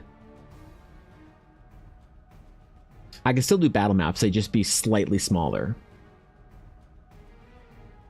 Yeah. So, maybe. That's still big enough, I guess. A treasure train? Oh, shit. The legendary treasure train on Twitch? Oh my god, dude. Unlock a limited 35% off gifted sub level 5 during the train? What? Twitch? You've decided, Twitch, that this hype train is a treasure train, which means that if we as a guild get it to level 5, then we get 35% off our gifted subs? What? So when we want to gift hundreds of subs to my chat, we could get a discount on it. Oh my god, guys, we now have our second official Orbathon of Eldara. That's right, in the next 3 minutes and 9 seconds, 8 seconds, 7 seconds. Uh-oh. Guys, our Orbathon isn't going very, very, very quick. The legendary and rare treasure train. Wow, thanks Twitch. I love the concept. It's like a hype train, but it's a rare spawn. And if your chat microtransacts hard enough at you, then they get a chance to get a discount on future microtransactions towards you. It's insidious and actually hilarious, and I kind of love it. Wow, dude. Wow, to think that I'd be honored with a treasure train. Wow, Twitch. Man. Too bad no one wanted to go for their new upgraded belts where they needed to gift hundreds of subs in order to get it. Shit. Bad timing, Twitch. Bad timing, I'm telling you. Well, thank you for the treasure train, guys. Thank you. That's, damn. Oh well. I guess I'll gift hundreds of subs to my chat a different day. Instead, I was gonna buy a extra large Pop-Tart toaster. So, man, what a bargain! I know, right? What a bargain that Twitch set up for themselves. Weird how that works, isn't it? It's like if you guys microtransact hard enough, then we'll give the streamer more of the future microtransactions. Why wouldn't you guys do that at the beginning? Oh, anyway. Crazy how that works. Thanks, Twitch. Well, okay, so sorry. So I can still do 17-inch battle maps. Like how tall? That's enough, right? That'd be 15 squares tall if I do a border on it. I can do borderless for 17 inches. How big is the Horizon battle map? How many inches does it? The Horizon battle map is... Oh, it's only 15 inches tall. Wait, that's perfect. Hold on. So a 17-inch battle map actually is perfect.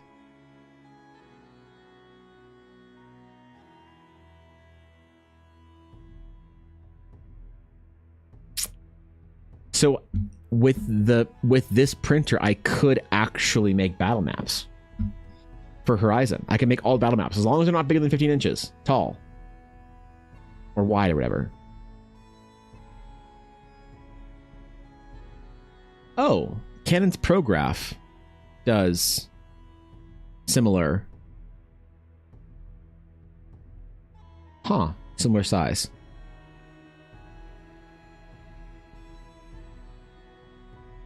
What's the resolution of the Prograph here? Hold on. Canon and Epson, fight for me. 24 by 1200 versus 5760 by 1440. Ooh, Canon. Although your product is less expensive and on sale for a greater value, your natural price is $1,600 versus Canon's natural price is $1,675. And Canon can print at a much higher resolution with 10 pigment inks. How many inks do you do? 11 pigment inks. Wait, is this pigment based? Wait.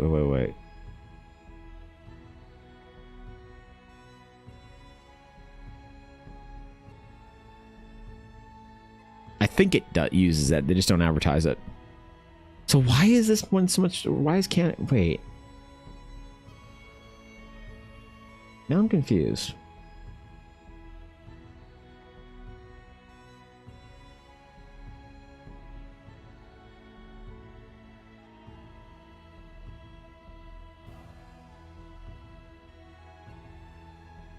You know what nobody wants to see today? Me comparing printer specs.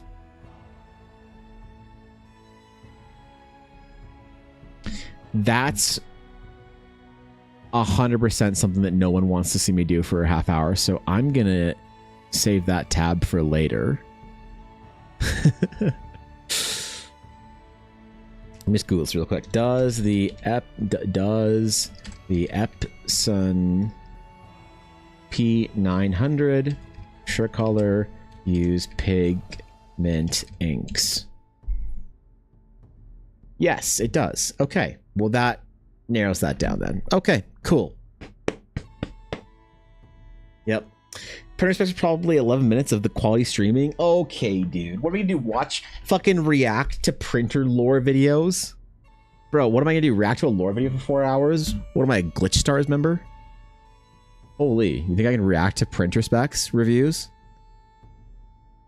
And upload my reaction to Epson Sure Color P900 review. We're gonna watch a fucking lore video.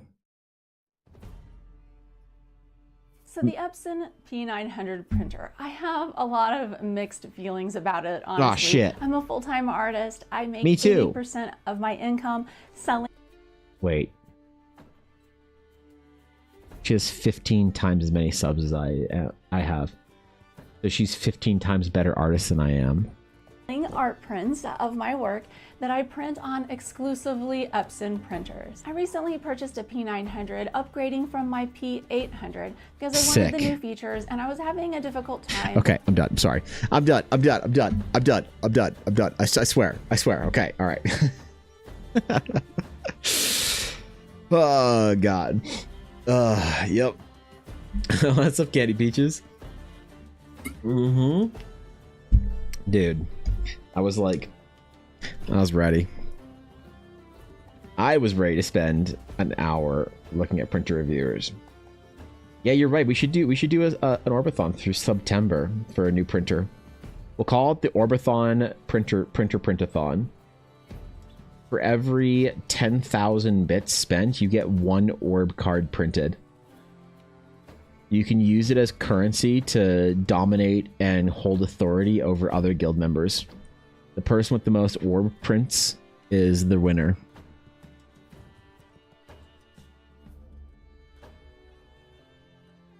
But Evan, how does this benefit any of us? Shut up, nerd. That's how.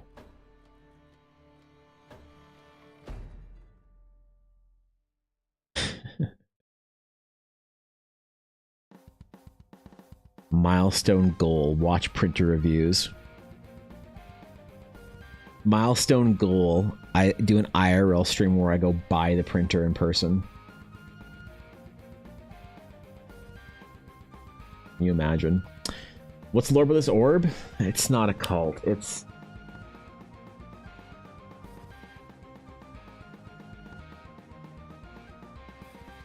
You know what happened? I said that you guys would one day forget about the orb. I said, and days in the last half of this summer, there have been days where no one posts an orb emote. Yep, can you believe that? So basically, I did a tutorial one day on how to draw, or how to paint and draw spheres as a reference for something else. And the guild made it into a cult. Yeah. Well, you assume the orb sticky note isn't still on my computer? I assume it is not. I assume that you have moved it and moved on, and you have room on your... Like, if you scroll up enough in the Discord, there's like 50 posts of people like drawing orbs and placing them around their office, and there's an orb sticker, and it's a whole thing, and it's just degenerate. And you know what? We're not going to encourage it. We're definitely not going to encourage any of it. Okay? So I created an Orbathon to canonize the orb. And if everyone microtransacted hard enough, then I would canonize the orb. And so the orb has been canonized. There is a canonical orb somewhere in Horizon. But Evan, that sounds dumb. What does it actually mean for players? It is as dumb as it sounds. Like, you're not missing out on anything. They created a cult over a sketch and a small painting. Like, I think it was, hold on.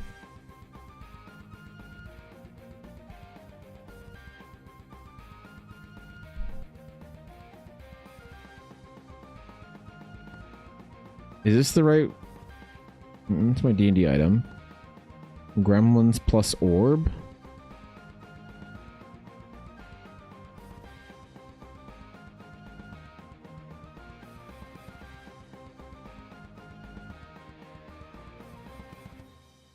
All right, there you go. There you go. Exposed orb. There you go. Uncensored orb on screen for you guys. I guess we'll see how long it takes before Twitch takes me down. Yep. Yep. Full uncensored orb. You can't eat the orb. Okay. All right. Never mind. This is a bad idea. This is a bad idea. This was a terrible idea.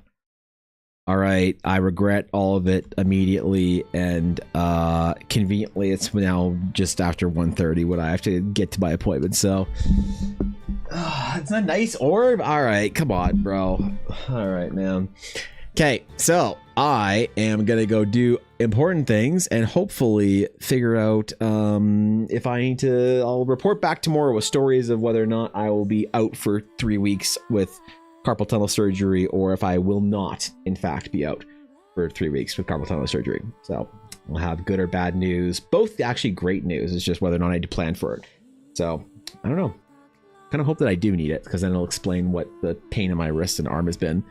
Otherwise, it'll be a long road to physio for me to get the artist's injury back to snuff or whatever. So draw left-handed. You assume my left hand doesn't also hurt from poor keyboard or ergonomics. You assume that this hand isn't also killing me in my fingers because I have really terrible keyboard ergonomics with my left hand. Particularly trying to hit the control key while doing other things is killing my pinkies on this side too. Jesus Christ, man. Thanks for the lurk today, Cobalt. I appreciate it, man. Thanks for chilling me today. So I'll have news for you tomorrow. We'll do a nice big long stream, big juicy. Is it Wednesday or Tuesday? It's Tuesday. Big long midweek stream tomorrow before we find out if I get TPK'd on Thursday. So thanks for chilling. Thank you again, Greg, for the video. That was fucking awesome. Absolute highlight of my week. So I'll catch you guys tomorrow. Have a phenomenal rest of your day. Be good. Do not eat the orb. And until next time, my friends, well, farewell.